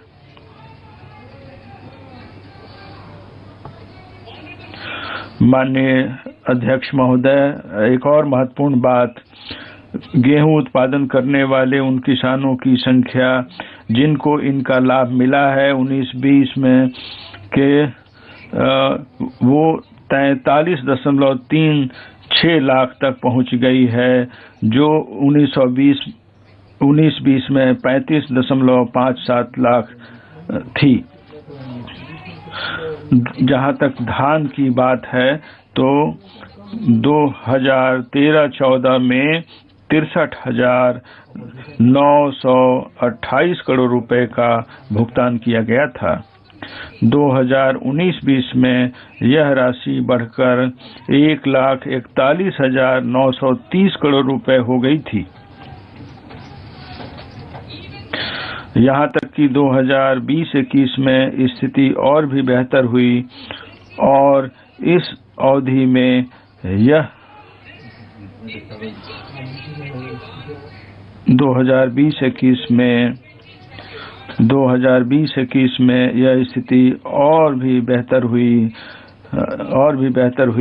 और इस अवधि में ये खरीद जारी है, इसलिए मैं अंतिम आंकड़े नहीं दे सकती हूँ। इस अवधि में यह राशि बढ़कर 1,72,752 करोड़ रुपए हो जाने का अनुमान है। इसका लाभ प्राप्त करने वाले किसानों की संख्या जो 2019-20 में 1.24 करोड़ थी, वह बढ़कर 2020-21 में 1.54 करोड़ हो गई है। इसी तरह दालों के मामले में माननीय अध्यक्ष महोदय 2013-14 में 236 करोड़ रुपए का भुगतान किया गया था। यह राशि बढ़कर 2019-20 में 8,285 करोड़ रुपए हो गई थी और अब 2020-21 में यह राशि 10,530 करोड़ रुपए तक पहुंच गई है, जो कि 2013-14 की तुलना में 40 गुना अधिक है।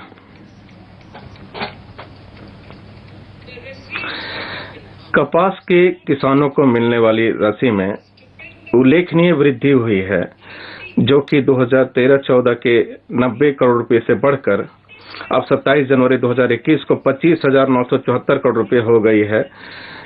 इसका जो ब्यौरा है, मैं जो आंकड़े आपको दे रही हूँ वो 27 जनवरी 2021 के आंकड़े हैं और इसका 90 करोड़ रुपए जो 2013-14 में थे उसे 25,974 करोड़ रुपए कर दिया गया है। इसका ब्यौरा अनुबंध 4 में दिया गया है।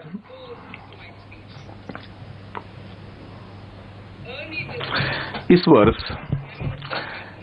के शुरू में ही माननीय प्रधानमंत्री जी ने एक स्वामित्व स्कीम शुरू की है। इस योजना के अंतर्गत गांवों में संपत्तियों के मालिकों को अधिकार के दस्तावेज दिए जा रहे हैं। अब तक 1,241 गांवों के लगभग 1,80,000 संपत्ति मालिकों को कार्ड दिए गए हैं।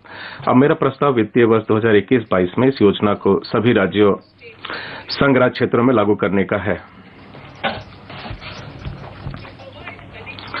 अपने किसानों को पर्याप्त ऋण सुलभ कराने के लिए हमने वित्तीय वर्ष 2022 में कृषि ऋण के लक्ष्य को बढ़ाकर 16.5 लाख करोड़ रुपए तक कर दिया है।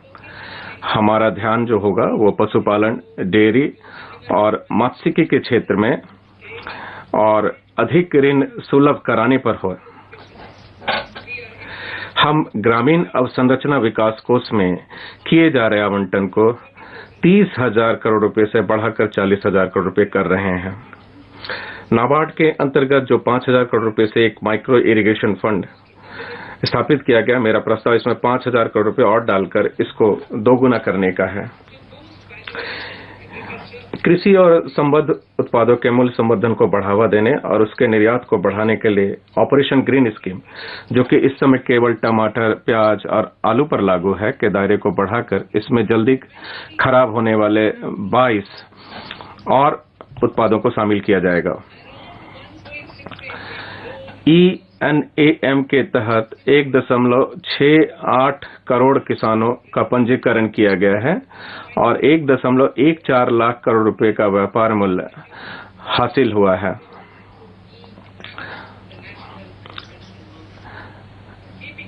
ENAM जो है से कृषि बाजार में जो पारदर्शिता और प्रतिस्पर्धा देखने में आई है, उसको ध्यान में रखते हुए 1,000 और मंडियों को ENAM के अंतर्गत लाया जाएगा। माननीय अध्यक्ष महोदय, इसके साथ APMC कृषि अवसंरचना कोष की सुविधा प्रदान की जाएगी, जिससे वे अपनी बुनियादी सुविधाओं में वृद्धि कर सकेंगे।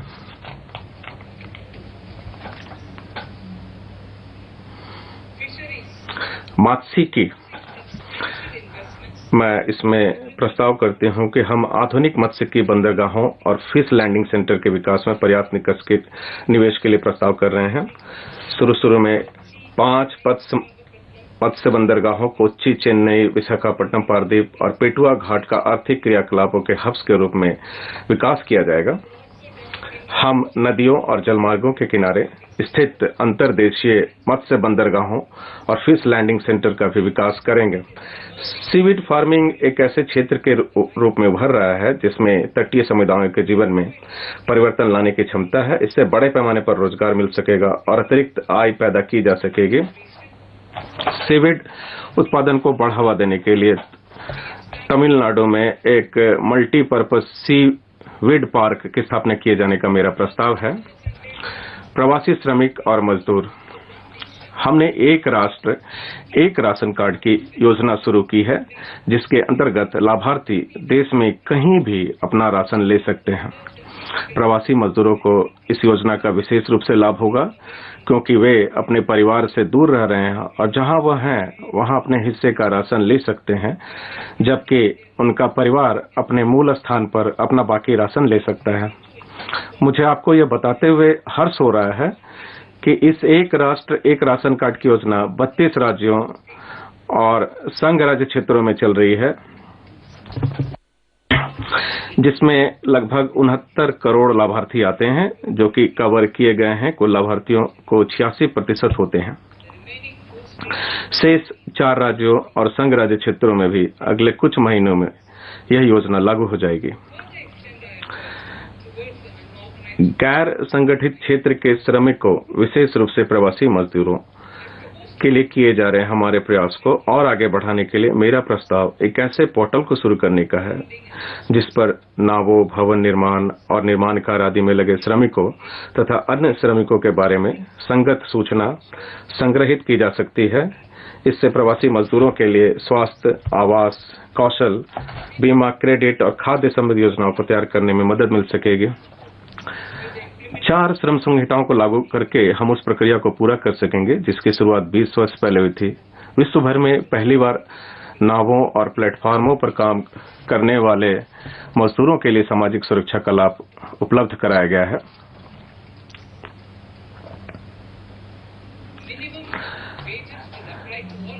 सभी श्रेणी के मजदूरों के लिए न्यूनतम मजदूरी की व्यवस्था लागू होगी और उनको कर्मचारी राज्य बीमा निगम के अंतर्गत लाया जाएगा।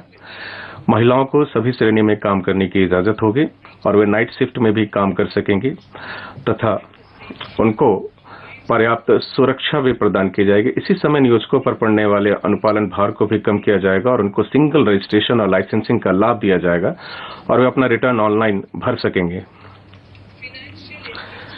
वित्तीय समायोजन, अनुसूचित जाति, अनुसूचित जनजाति और महिलाओं के लिए चलाई गई स्टैंड अप इंडिया स्कीम के अंतर्गत ऋण की सुविधा को और बेहतर बनाने के लिए मेरा प्रस्ताव है कि मार्जिन मनी की आवश्यकता को 25% से कम करके 15% कर दिया जाए और इसमें कृषि से संबंधित क्रियाकलापों के लिए भी दिए जाने वाले ऋण को शामिल किया जाए। हमने एमएसएमई क्षेत्र को सहारा देने के लिए कई कदम उठाए हैं। इस बजट में भी हमने इस क्षेत्र के लिए 15,700 करोड़ रुपए की व्यवस्था की है, जो कि इस वर्ष के बजट अनुमान का भी 2 गुना है। माननीय अध्यक्ष महोदय, अब मैं चौथे स्तंभ पर आती हूं, मानव पूंजी का पुनः शक्तिवर्धन। हाल ही में घोषित राष्ट्रीय शिक्षा नीति एनईपी का अच्छा स्वागत हुआ है। विद्यालयी शिक्षा, 15,000 से अधिक विद्यालयों में गुणवत्ता की दृष्टि से सुधार किया जाएगा ताकि वहां राष्ट्रीय शिक्षा नीति के सभी घटकों का अनुपालन हो सके। वे अपने अपने क्षेत्र में एक उदाहरण परक विद्यालय के रूप में उभर कर आएंगे और अन्य विद्यालयों को भी सहारा देंगे तथा मार्गदर्शन करेंगे ताकि इस नीति के आदर्श को प्राप्त किया जा सके। गैर सरकारी संगठनों, निजी स्कूलों, राज्यों के साथ भागीदारी में 100 नए सैनिक स्कूल स्थापित किए जाएंगे। उच्चतर शिक्षा, बजट 2019-20 में मैंने भारतीय उच्चतर शिक्षा आयोग गठित करने के बारे में उल्लेख किया था। हम उसे क्रियान्वित करने के लिए इस वर्ष विधान पेश करेंगे। यह एक छत्रक निकाय होगा जिसमें निर्धारण, प्रत्यायन, विनियमन और फंडिंग के लिए 4 अलग-अलग घटक होंगे। हमारे अधिकतर शहरों में विभिन्न प्रकार के अनुसंधान संस्थान, विश्वविद्यालय और कॉलेज होते हैं जिनको भारत सरकार से सहायता प्राप्त होती है। उदाहरण के तौर पर हैदराबाद में ऐसे लगभग 40 प्रमुख संस्थान हैं। ऐसे 9 शहरों में हम औपचारिक रूप से छत्रक संरचनाओं की स्थापना करेंगे जिससे इन संस्थानों के बीच बेहतर समन्वय हो सके और साथ ही साथ इनकी आंतरिक स्वायत्तता भी बरकरार रखी जा सके। इस उद्देश्य के लिए एक लू ग्रांट अलग से रखा जाएगा। लद्दाख में उच्चतर शिक्षा की व्यवस्था करने के लिए लेह में एक केंद्रीय विश्वविद्यालय की स्थापना करने का हमारा प्रस्ताव है।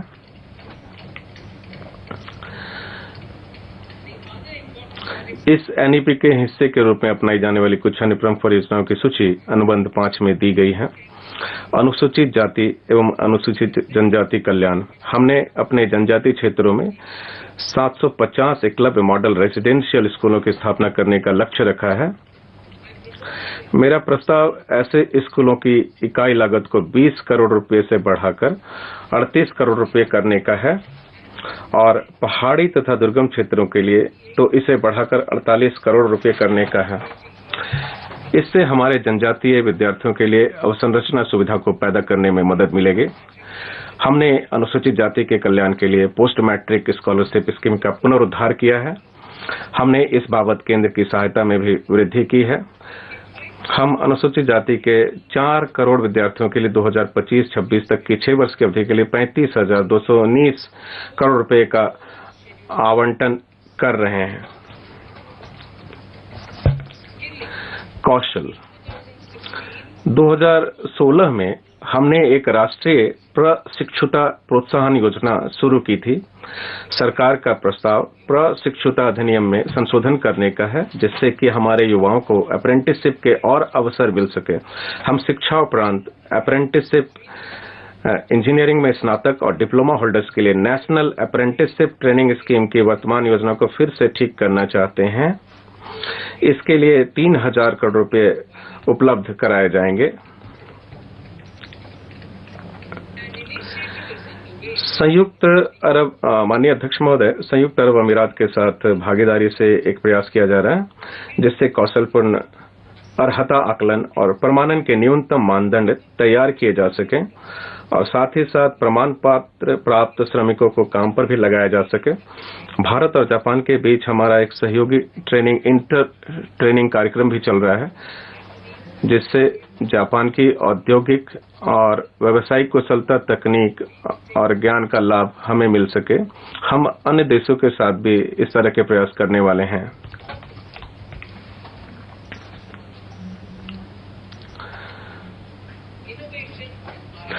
अभिनव एवं अनुसंधान तथा विकास। अपने जुलाई 2019 के बजट अभिभाषण में हमने एक नेशनल रिसर्च फाउंडेशन की घोषणा की थी। अब हमने इन 5 वर्षों में 50,000 करोड़ रुपए के परिव्यय से इस एनआरएफ की कार्यप्रणाली तैयार कर ली है। इससे देश की संपूर्ण अनुसंधान व्यवस्था मजबूत होगी और अभिज्ञात व राष्ट्रीय प्राथमिकता परक क्षेत्रों पर ध्यान केंद्रित हो सकेगा। विगत हाल में डिजिटल पेमेंट के मामले में कई गुना वृद्धि हुई है। इस डिजिटल लेन देन को और अधिक बढ़ावा देने के लिए हमने एक प्रस्तावित योजना के लिए 1,500 करोड़ रुपए निर्धारित किए हैं, जिससे डिजिटल मोड में भुगतान करने के लिए वित्तीय रूप से प्रोत्साहन दिया जा सकेगा। हम एक नई पहल राष्ट्रीय भाषा अनुवाद मिशन NTLM शुरू करने वाले हैं। इससे शासन एवं नीति से संबंधित ज्ञान को भारत की प्रमुख भाषाओं में इंटरनेट पर उपलब्ध कराया जा सकेगा।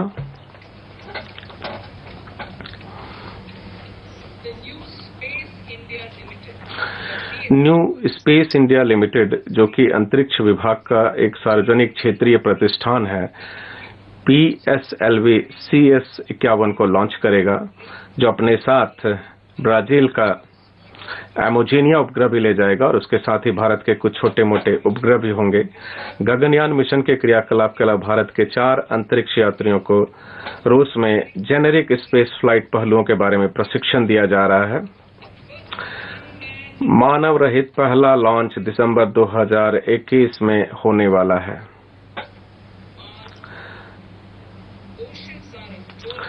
हमारे सागर जैविक और गैर जैविक संसाधनों के भंडार गृह हैं। इस व्यवस्था को बेहतर ढंग से समझने के लिए हम एक गहरा सागर मिशन शुरू करने वाले हैं, जिसके लिए अगले 5 वर्षों के लिए 4,000 करोड़ रुपए के बजट परिव्यय की व्यवस्था की गई है।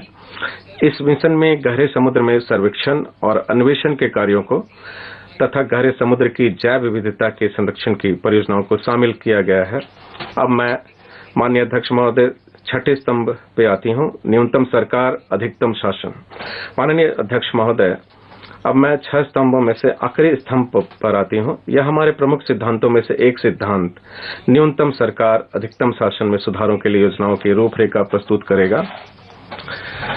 हमने तीव्रतापूर्वक न्याय देने के लिए विगत 6 वर्षों में अधिकरणों के कामकाज में सुधार लाने के लिए कई प्रकार के कदम उठाए हैं। सुधार प्रक्रिया को जारी रखते हुए मैं अब अधिकरणों के कार्यकरण को तर्कसंगत बनाने के लिए और उपाय करने का प्रस्ताव करती हूं। हमने 56 सहबद्ध स्वास्थ्य रक्षा वृत्तियों का पारदर्शी और कुशल विनियमन सुनिश्चित करने के उद्देश्य से संसद में राष्ट्रीय सहबद्ध वैयक्तिक आयोग विधेयक पेश किया है। इसके अतिरिक्त परिचर्या वृत्ति में पारदर्शिता, कुशलता और अभिशासन सुधार लाने के लिए सरकार द्वारा राष्ट्रीय परिचर्या और धात्री विद्या आयोग विधेयक पारित किए जाने हेतु पेश किया जाएगा।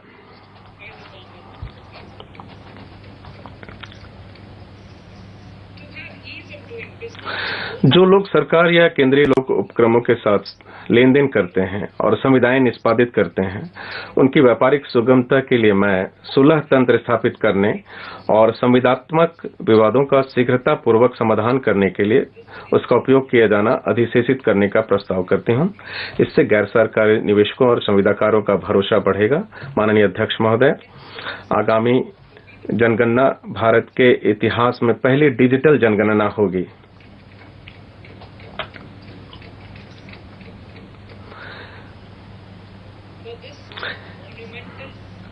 इस अत्यंत महत्वपूर्ण एवं मील का पत्थर साबित होने वाले कार्य के लिए मैंने वर्ष 2021-22 में 3,768 करोड़ रुपए आवंटित किए हैं। माननीय अध्यक्ष महोदय, गोवा पुर्तगाली शासन से राज्य की मुक्ति का हीरक जयंती वर्ष मना रहा है। भारत सरकार की ओर से मैं गोवा सरकार को आयोजन के लिए 300 करोड़ रुपए का अनुदान देने का प्रस्ताव करती हूं। मैं चाय श्रमिकों, विशेषकर असम और पश्चिम बंगाल में महिलाओं और उनके बच्चों के कल्याण के लिए 1,000 करोड़ रुपए उपलब्ध कराने का प्रस्ताव करती हूं। उसके लिए एक विशेष योजना बनाई जाएगी।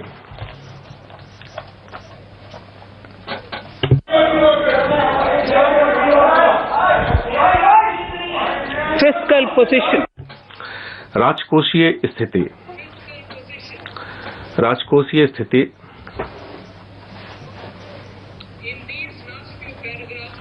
मेरे भाषण के भाग क के इन अंतिम कुछ एक अनुच्छेदों में मैं इस प्रतिष्ठित सदन का ध्यान इस तथ्य की ओर दिलाना चाहूंगी कि चालू वित्तीय वर्ष की शुरुआत में अर्थव्यवस्था पर महामारी के प्रभाव के परिणाम स्वरूप राजस्व का अंतर्वाह फीका रहा। यह समाज के आरक्षित वर्गों, विशेषकर निर्धन लोगों, महिलाओं, अनुसूचित जातियों और अनुसूचित जनजातियों को अनिवार्य राहत मुहैया कराने के लिए अत्यधिक व्यय किए जाने के साथ मिलकर घटित हुआ। कई अन्य देशों के उलट हमने महामारी के दौरान मंझोले आकार के पैकेजों की श्रृंखला का रास्ता चुना ताकि हम परिवर्तित होती स्थिति के अनुसार अपना रेस्पॉन्स अंशशोधित और लक्षित कर सकें। जैसे ही स्वास्थ्य स्थिति स्थिर हुई और लॉकडाउन धीरे धीरे उठाया जाने लगा, हम सरकारी खर्च बढ़ाने में लग गए ताकि घरेलू मांग में प्राण डाली जा सके। इसके परिणाम स्वरूप 2020-21 के लिए 30.42 लाख करोड़ रुपए के कुल बजट अनुमान व्यय की तुलना में हमारा जो संशोधित अनुमान आकलन का 74.50 लाख करोड़ रुपए है। 30.42 लाख करोड़ रुपए से एक वर्ष के अंदर हम इसे 74.50 लाख करोड़ रुपए पर ले जा रहे हैं। हमने व्यय की गुणवत्ता बनाए रखी है। पूंजीगत व्यय के बजट अनुमान 2020-21 में 4.12 लाख करोड़ रुपए की तुलना में संशोधित अनुमान 2020-21 में 4.3 लाख करोड़ रुपए होने का आकलन किया गया है। संशोधित अनुमान 2020-21 में राजकोषीय घाटा जीडीपी के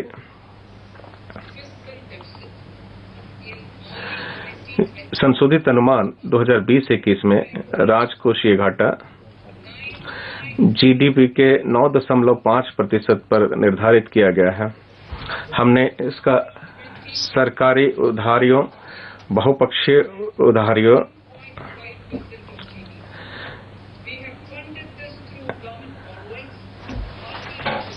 हमने इसका सरकारी उधारियों, बहुपक्षीय उधारियों, लघु बचत निधियों और अल्पावधि उधारियों के माध्यम से निधियन किया है।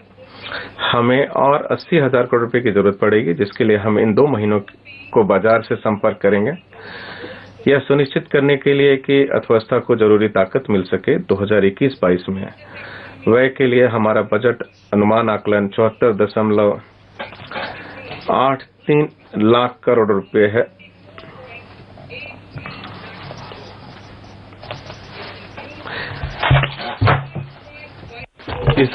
इसमें पूंजीगत व्यय के रूप में 5.54 लाख करोड़ रुपए शामिल है। इस तरह 2020-21 के बजट अनुमान आंकड़ों पर 34.5% की वृद्धि हुई है। बजट अनुमान 2021-22 में राजकोषीय घाटा जीडीपी का 6.8% होने का अनुमान है। अगले वर्ष के लिए बाजार से सकल उधारी लगभग 12 लाख करोड़ रुपए होगी। हमारी योजना है कि हम राजकोषीय समेकन के अपने पथ पर चलना जारी रखें और राजकोषीय घाटा स्तर को कम करके 2025-26 तक इस अवधि के दौरान साधारण रूप से स्थिर ह्रास के साथ जीडीपी के 4.5% पर लाना चाहते हैं। हम पहले बेहतर अनुपालन के माध्यम से कर राजस्व में उछाल लाकर और दूसरे परिसंपत्तियों जिसमें लोक उद्यम और भूमि सम्मिलित है के मुद्रीकरण से प्राप्तियां बढ़ाकर समेकन हासिल करने की उम्मीद करते हैं। इस विधेयक के माध्यम से भारत की आकस्मिकता निधि 500 करोड़ से बढ़ाकर 30,000 करोड़ रुपए की जा रही है।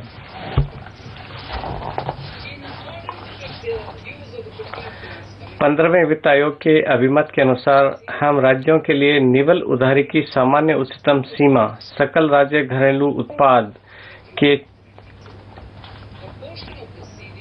4% पर नियमित करने की अनुमति दे रहे हैं। इस उच्च सीमा का एक हिस्सा वृद्धि परक पूंजीगत व्यय पर खर्च करने के लिए निर्दिष्ट किया जाएगा। जीएसडीपी के 0.5% के बराबर की अतिरिक्त उधारी उच्च सीमा के शर्तों के अधीन दी जाएगी। राज्यों से अपेक्षा की जाएगी कि 2023-24 का राजकोषीय घाटा जीएसडीपी के 3% तक लेके आए, जैसा कि 15वें वित्त आयोग द्वारा सिफारिश की गई थी। जुलाई 2019-20 बजट में मैंने अतिरिक्त बजटीय संसाधनों पर कथन 27 पेश किया था। उसमें सरकारी एजेंसियों की उन उधारियों का खुलासा किया गया था जो भारत सरकार की योजनाओं के वित्त पोषण की दिशा में जाती हैं।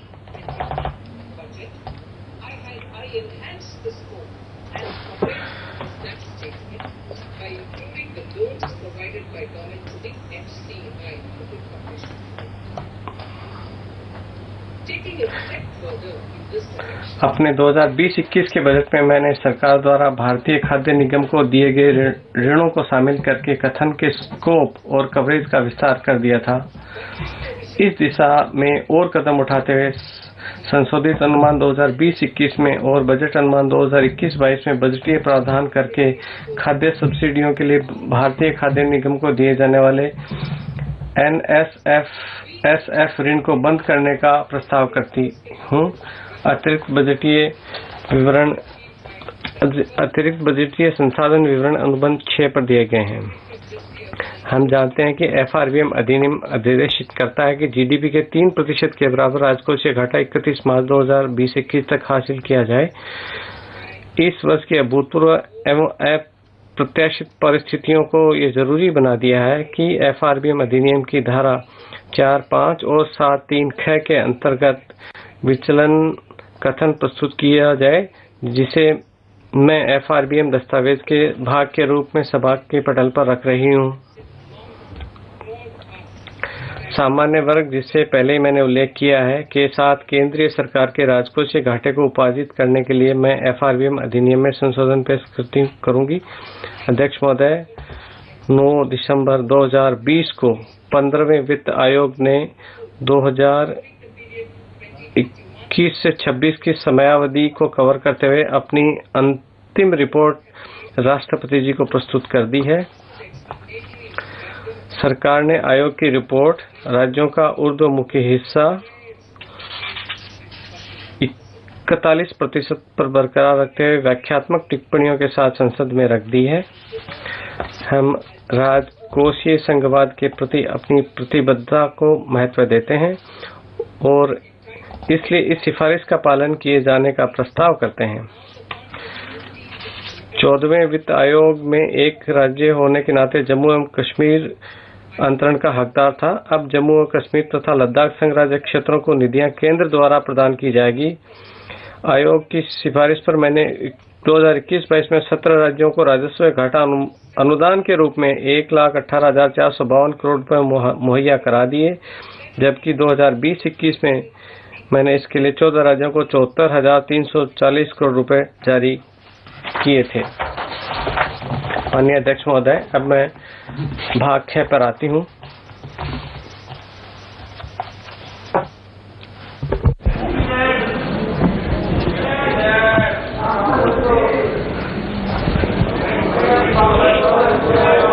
Honorable Speaker. माननीय अध्यक्ष महोदय, इस समय दुनिया महामारी के चलते एक बहुत ही गंभीर चुनौती और परिणामी आघात से जूझ रही है।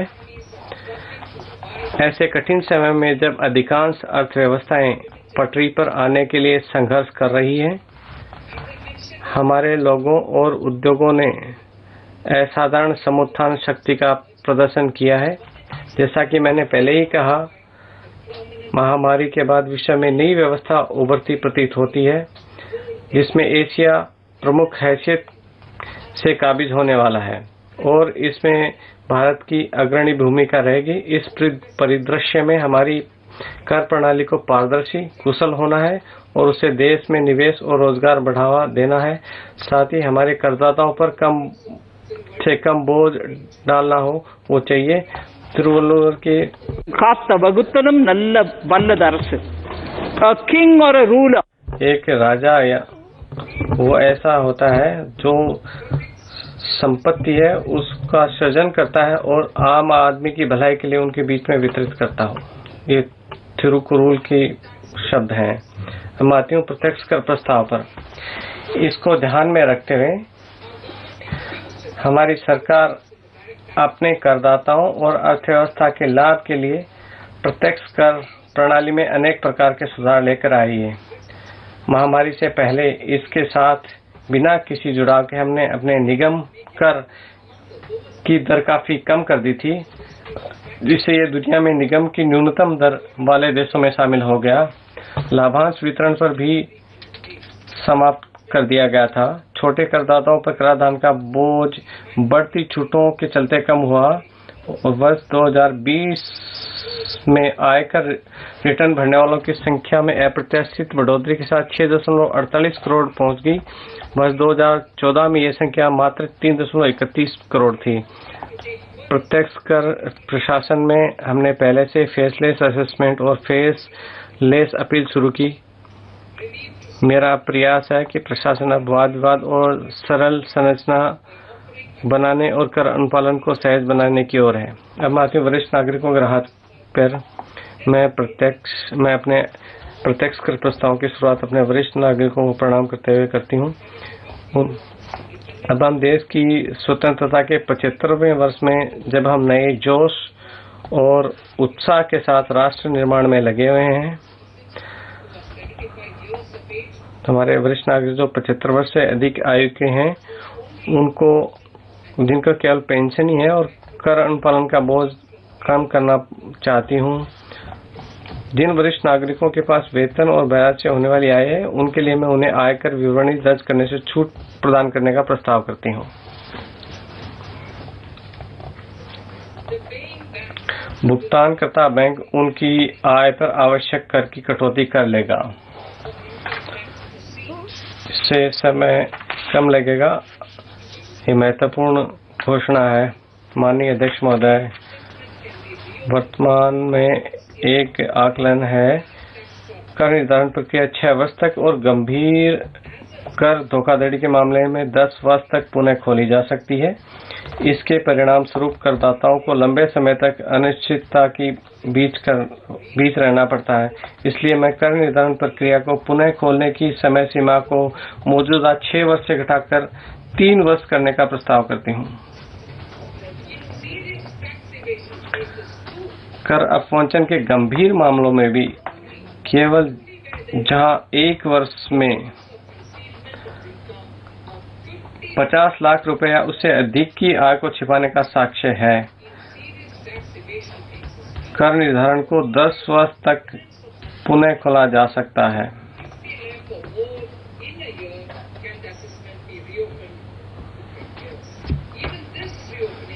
इस तरह पुनः खोले जाने का कार्य भी आयकर विभाग के उच्चतम स्तर के अधिकारी प्रधान मुख्य आयुक्त के अनुमोदन के बाद ही पुनः खोला जा सकता है। विवाद समाधान समिति की स्थापना। माननीय अध्यक्ष महोदय, ये इस प्रकार सरकार का संकल्प रहा है कि मुकदमेबाजी को कम किया जाए, जिसने वर्तमान कराधान प्रणाली को बिगाड़ दिया। सरकार करदाताओं को लंबे समय से लंबित पड़े उनके विवादों को निपटाने का अवसर प्रदान करने और समय और संसाधनों पर पड़ने वाले अतिरिक्त बोझ से उन्हें राहत दिलाने के लिए प्रत्यक्ष कर विवाद से विश्वास स्कीम लेकर आई थी। इस स्कीम को करदाताओं ने सहर्ष स्वीकारा और 30 जनवरी 2021 तक इस स्कीम के तहत 1,10,000 से अधिक करदाताओं ने 85,000 करोड़ रुपए से अधिक मूल्य के करदाताओं को निपटाने का विकल्प दिया। छोटे करदाताओं के लिए मुकदमेबाजी को और कम करने के उद्देश्य से मैं विवाद समाधान समिति के गठन का प्रस्ताव करती हूं, जो दक्षता, पारदर्शिता और जवाबदेही सुनिश्चित करने के लिए फेसलेस होगी। 50 लाख रुपए तक की कर देय आय और 10 लाख रुपए तक की विवाद आय वाला कोई भी व्यक्ति समिति की सहायता के लिए पात्र होगा। फेसलेस ITAT कर अनुपालन को सरल बनाने के लिए, विवेकाधिकार को कम करने के लिए हम कराधान प्रक्रिया को फेसलेस और क्षेत्राधिकार विहीन बनाने के लिए प्रतिबद्ध हैं। इस सरकार ने इस वर्ष पहले फेसलेस कर निर्धारण और अपील शुरू कर दिया है। आय पर अपील का अगला स्तर आयकर अपील अधिकरण होगा। अब मैं इस अधिकरण को फेसलेस बनाने का प्रस्ताव करती हूँ। हम राष्ट्रीय फेसलेस आयकर अपीलीय अधिकरण केंद्र की स्थापना करेंगे। अधिकरण और अपीलकर्ता के बीच में होने वाला सारा पत्राचार इलेक्ट्रॉनिक होगा। जहां व्यक्तिगत सुनवाई की जरूरत पड़ती है, वहां वीडियो कॉन्फ्रेंसिंग के माध्यम से होगी।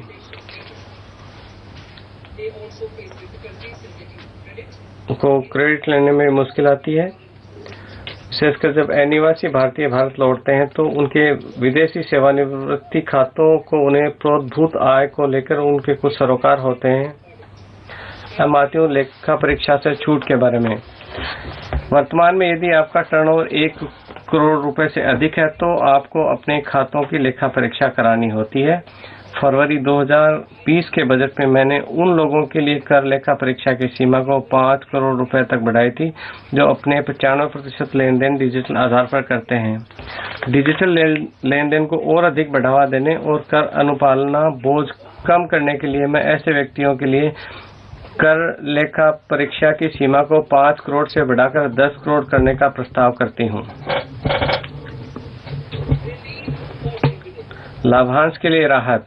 पिछले बजट में मैंने निवेश को बढ़ावा देने के लाभांश वितरण कर को समाप्त कर दिया था। लाभांश शेयरधारकों के हाथ में कर देय बना दिया था। अब कर अनुपालन की सुगमता के लिए मैं RIIT इनविट में लाभांश के भुगतान को स्रोत पर कटौती से छूट प्रदान करने का प्रस्ताव करती हूँ। इसके अतिरिक्त चूंकि अग्रिम कर का भुगतान करने के लिए शेयरधारकों द्वारा लाभांश आय की राशि का ठीक से अनुमान नहीं लगाया जा सकता, इसलिए मैं ये प्रावधान करने का प्रस्ताव करती हूँ कि लाभांश आय पर अग्रिम कर की देयता लाभांश की घोषणा उसके भुगतान के बाद ही उत्पन्न होगी। इसके अलावा विदेशी संस्थागत निवेशकों के लिए मैं लाभांश आय पर कमतर सुलह दर पर कर की कटौती का प्रस्ताव करती हूँ। अवसंरचना क्षेत्र में विदेशी निवेश को आकर्षित बनाना। पिछले बजट में अवसंरचना क्षेत्र में विदेशी निवेश को आकर्षित करने के लिए हमने विदेशी सॉवरेन वेल्थ फंड और पेंशन फंड्स को भारतीय अवसंरचना में निवेश में होने वाली उनकी आमदनी पर कतिपय शर्तों के अधीन 100% कर छूट दी थी। हमने ये पाया कि ऐसी कुछ निधियां इनमें से कुछ शर्तों को पूरा करने में कठिनाई का सामना कर रही हैं। ये सुनिश्चित करने के लिए कि बड़ी संख्या में फंड्स भारत में निवेश करें, मैं प्राइवेट निधियन पर निषेध, व्यावसायिक गतिविधियों और अवसंरचना पर प्रत्यक्ष निवेश पर प्रतिबंध से संबंधित इनमें कुछ शर्तों में ढील देने का प्रस्ताव करती हूँ।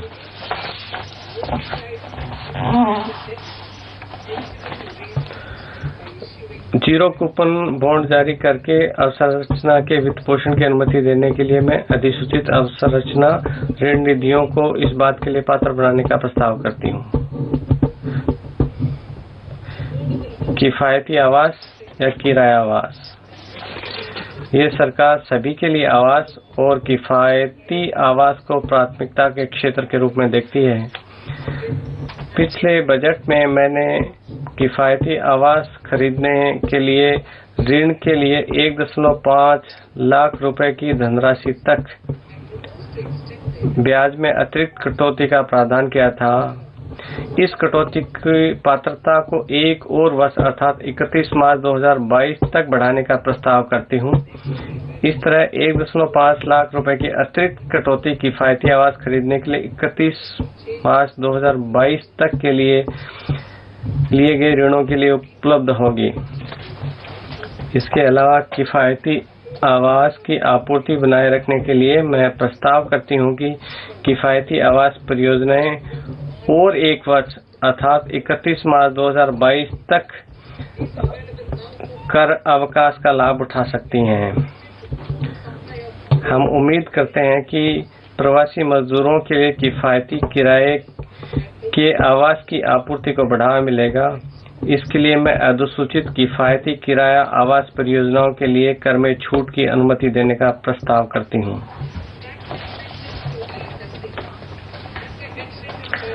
जैसा कि मैंने इस भाषण के भाग क में उल्लेख किया, सरकार अंतर्राष्ट्रीय वित्त सेवा केंद्र को IGFT के एक वैश्विक वित्तीय हब बनाने के लिए प्रतिबद्ध है। पहले से दिए गए प्रोत्साहनों के अलावा मैं अन्य बातों के साथ साथ एयरक्राफ्ट लीजिंग कंपनियों की आय से पूंजी लाभ के लिए कर अवकाश, विदेशी पट्टाकर्ताओं को दिए गए एयरक्राफ्ट पट्टा किराया के लिए कर छूट, IFSC में विदेशी निधियां ले जाने के लिए कर प्रोत्साहन और IFSC में स्थित विदेशी बैंकों के निवेश प्रभाग को कर छूट की अनुमति शामिल करने का प्रस्ताव करती हूँ। अध्यक्ष महोदय, करदाताओं की अनुपालना सुगमता के लिए वेतन, आय, कर भुगतान, TDS आदि ब्यौरे कर विवरणी में पहले से भरे हुए आते हैं। कर विवरणी भरना और आसान बनाने के लिए सूचीबद्ध प्रतिभूतियों से पूंजी लाभ, लाभांश, आय और बैंकों तथा पोस्ट ऑफिस आदि से प्राप्त ब्याज के बारे में पहले से ही भरे हुए होंगे। छोटे न्यासों को राहत। छोटे स्कूल अस्पतालों को चलाने के लिए लघु सेवार्थ न्यासों पर अनुपालन बोझ कम करने की उम्मीद करते हैं।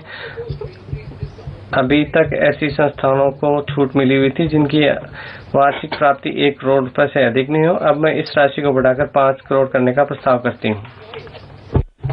श्रमिक कल्याण। हमने पाया है कि कुछ नियोक्ता भविष्य निधि, अधिवर्षता निधि इत्यादि के तहत कर्मचारी अंशदान की कटौती कर लेते हैं, परंतु उन अंशदानों को निर्धारित समय के भीतर जमा नहीं करते हैं। इससे कर्मचारियों को ब्याज का आय की हानि होती है।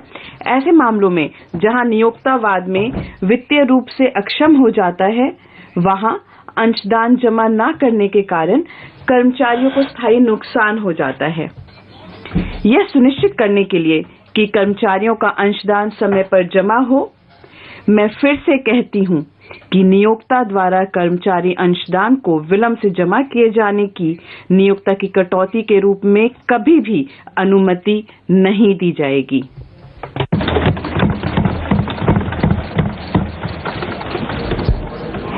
Incentives for startups. स्टार्टअप्स के लिए प्रोत्साहन। देश में स्टार्टअप्स को प्रोत्साहित करने के लिए मैं स्टार्टअप्स के लिए कर अवकाश का दावा करने की पात्रता और 1 वर्ष अर्थात 31 मार्च 2022 तक बढ़ाने का प्रस्ताव करती हूं। इसके अलावा स्टार्टअप्स में फंडिंग प्रोत्साहित करने के लिए मैं स्टार्टअप्स में निवेश करने के लिए पूंजी लाभ छूट को और 1 वर्ष अर्थात 31 मार्च 2022 तक बढ़ाने का प्रस्ताव करती हूं। महोदय, अब मैं अप्रत्यक्ष कर प्रस्ताव की बात करूंगी, जीएसटी। इससे पहले कि मैं अपने अप्रत्यक्ष कर प्रस्ताव पर आऊं, मैं सदन को जीएसटी के बारे में बताना चाहूंगी। जीएसटी अब 4 वर्ष पुराना हो गया है और इसे और सरल बनाने के लिए हमने अनेक उपाय किए हैं। कुछ उपाय इस प्रकार हैं। पहला, एसएमएस के माध्यम से शून्य रिटर्न।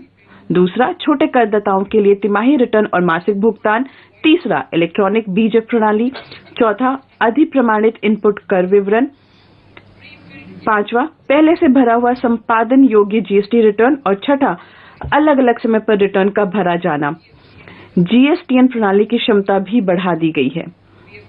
हमने विशेष अभियान चलाकर कर वंचकों और जाली बिल निर्माताओं की पहचान करने के लिए डीप एनालिटिक्स और कृत्रिम इंटेलिजेंस यानी आर्टिफिशियल इंटेलिजेंस का भी इस्तेमाल किया है। परिणाम स्वयं बोलते हैं। हमने पिछले कुछ महीनों में रिकॉर्ड कलेक्शन किया है।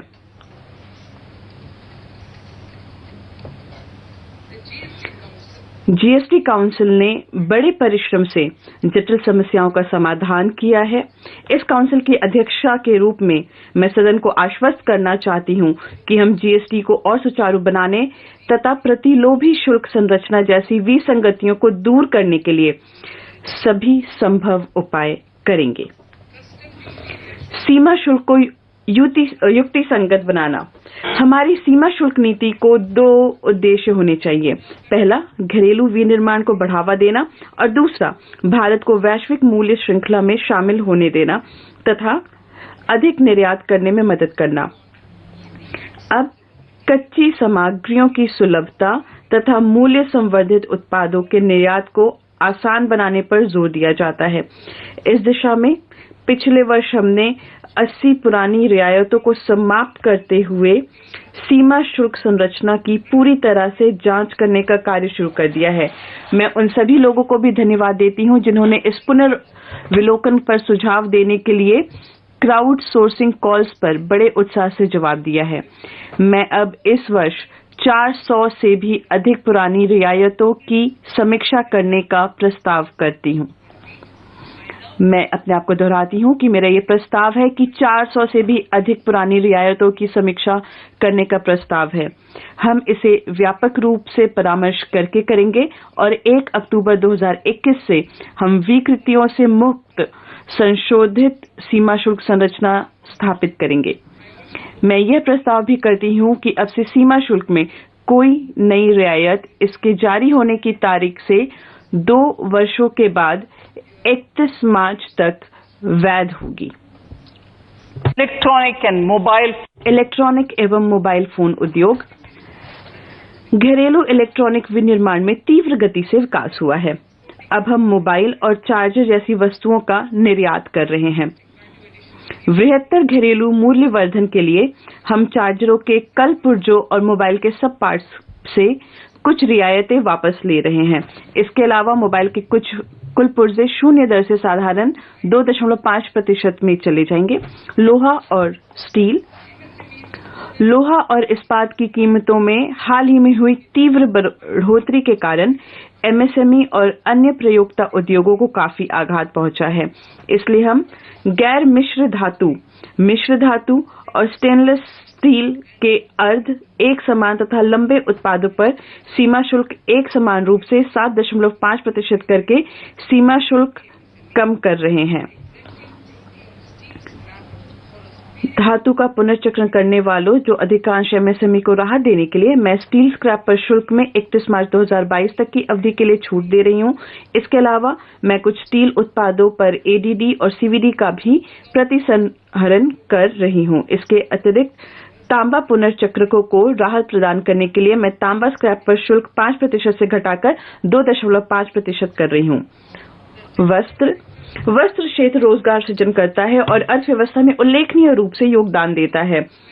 हस्त निर्मित वस्त्र में कच्चे माल की निविष्टियों पर शुल्क को युक्तिसंगत किए जाने की आवश्यकता है। अब हम नायलॉन चेन को पॉलिस्टर और मानव निर्मित अन्य रेशे के बराबर ला रहे हैं। हम कैप्रोलैक्टम, नायलॉन चिप्स और नायलॉन फाइबर पर धागे पर बीसीडी दरों को एक समान रूप से घटाकर 5% कर रहे हैं। इससे वस्त्र उद्योग, एमएसएमई तथा निर्यात में भी मदद मिलेगी। रसायन, हमने रसायनों पर सीमा शुल्क दरों को अंशशोधित किया है ताकि घरेलू मूल्यवर्धन को प्रोत्साहन मिले और प्रतिलोमनों को हटाया जा सके।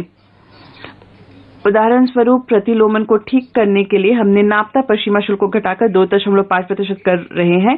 सोना एवं चांदी, वर्तमान में सोना और चांदी पर 12.5% सीमा शुल्क लगाया जाता है, जो कि जुलाई 2019 में शुल्क 10% से बढ़ा दिया गया था। इसलिए कीमती धातुओं के मूल्य में तीव्र वृद्धि हुई है। इससे पिछले स्तरों के समीप लाने के लिए हम सोना और चांदी पर सीमा शुल्क को युक्तिसंगत बना रहे हैं। नवीकरणीय ऊर्जा, भाग क्रम में हमने पहले स्वीकार किया कि भारत में सौर ऊर्जा की अपार संभावना है। घरेलू क्षमता तैयार करने के लिए हम सोलर सेल और सोलर पैनलों के लिए चरणबद्ध विनिर्माण योजना अधिसूचित करेंगे। वर्तमान में घरेलू उत्पादन को प्रोत्साहित करने के लिए हम सोलर इन्वर्टरों पर शुल्क को 5% से बढ़ाकर 20% और सोलर लालटेन पे 5% से बढ़ाकर 15% कर रहे हैं। Capital equipment and auto parts. पूंजीगत उपस्कर और ऑटो पार्ट, देश में भारी पूंजीगत उपस्कर का घरेलू रूप से विनिर्माण करने की अपार संभावना है। हम दर संरचना की यथासमय विस्तार से समीक्षा करेंगे। हालांकि हम कुछ मदों पर शुल्क दरों में तुरंत संशोधन कर रहे हैं। हम टनल बोरिंग मशीन पर छूट वापस लेने का प्रस्ताव रखते हैं। इसमें 7.5% का सीमा शुल्क लगेगा और इसके पुर्जों पर 2.5% तक सीमा शुल्क लगेगा। हम कुछ ऑटो पार्ट पर सीमा शुल्क को बढ़ाकर 15% कर रहे हैं ताकि उन्हें ऑटो पार्ट पर सामान्य दर के बराबर लाया जा सके।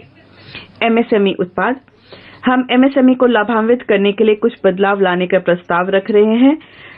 हम स्टील स्क्रू और प्लास्टिक बिल्डर वेयर पर शुल्क को 10% से बढ़ाकर 15% कर रहे हैं। हम प्रॉन फीड को 5% से बढ़ाकर 15% कर रहे हैं। हम परिधान, चमड़ा और हैंडीक्राफ्ट के निर्यातकों को प्रोत्साहित करने के लिए शुल्क मुक्त वस्तुओं के निर्यात पर छूट को युक्तिसंगत बना रहे हैं। इनमें से लगभग सभी सामान हमें एमएसएमई द्वारा घरेलू रूप से बनाए जाते हैं।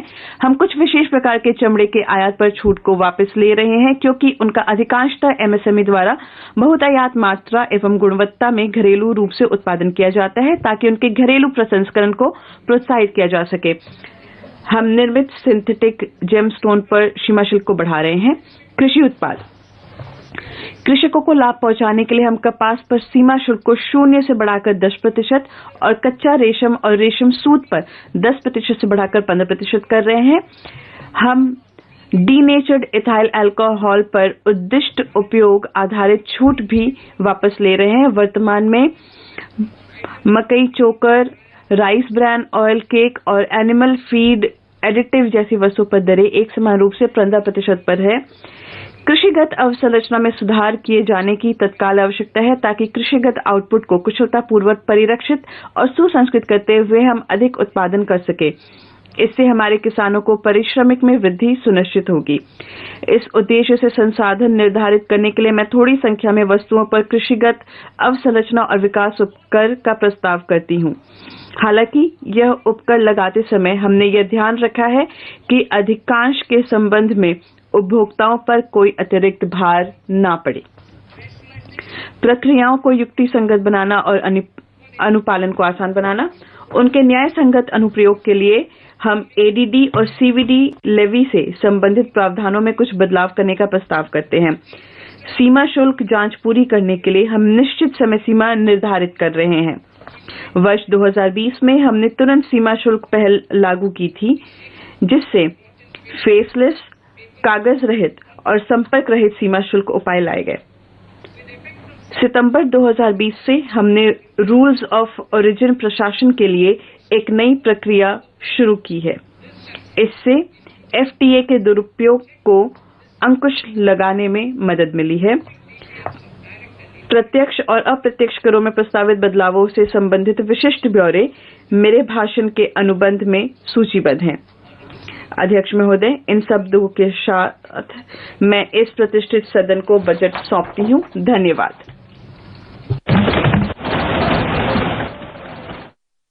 अरे ये क्या करा इसने?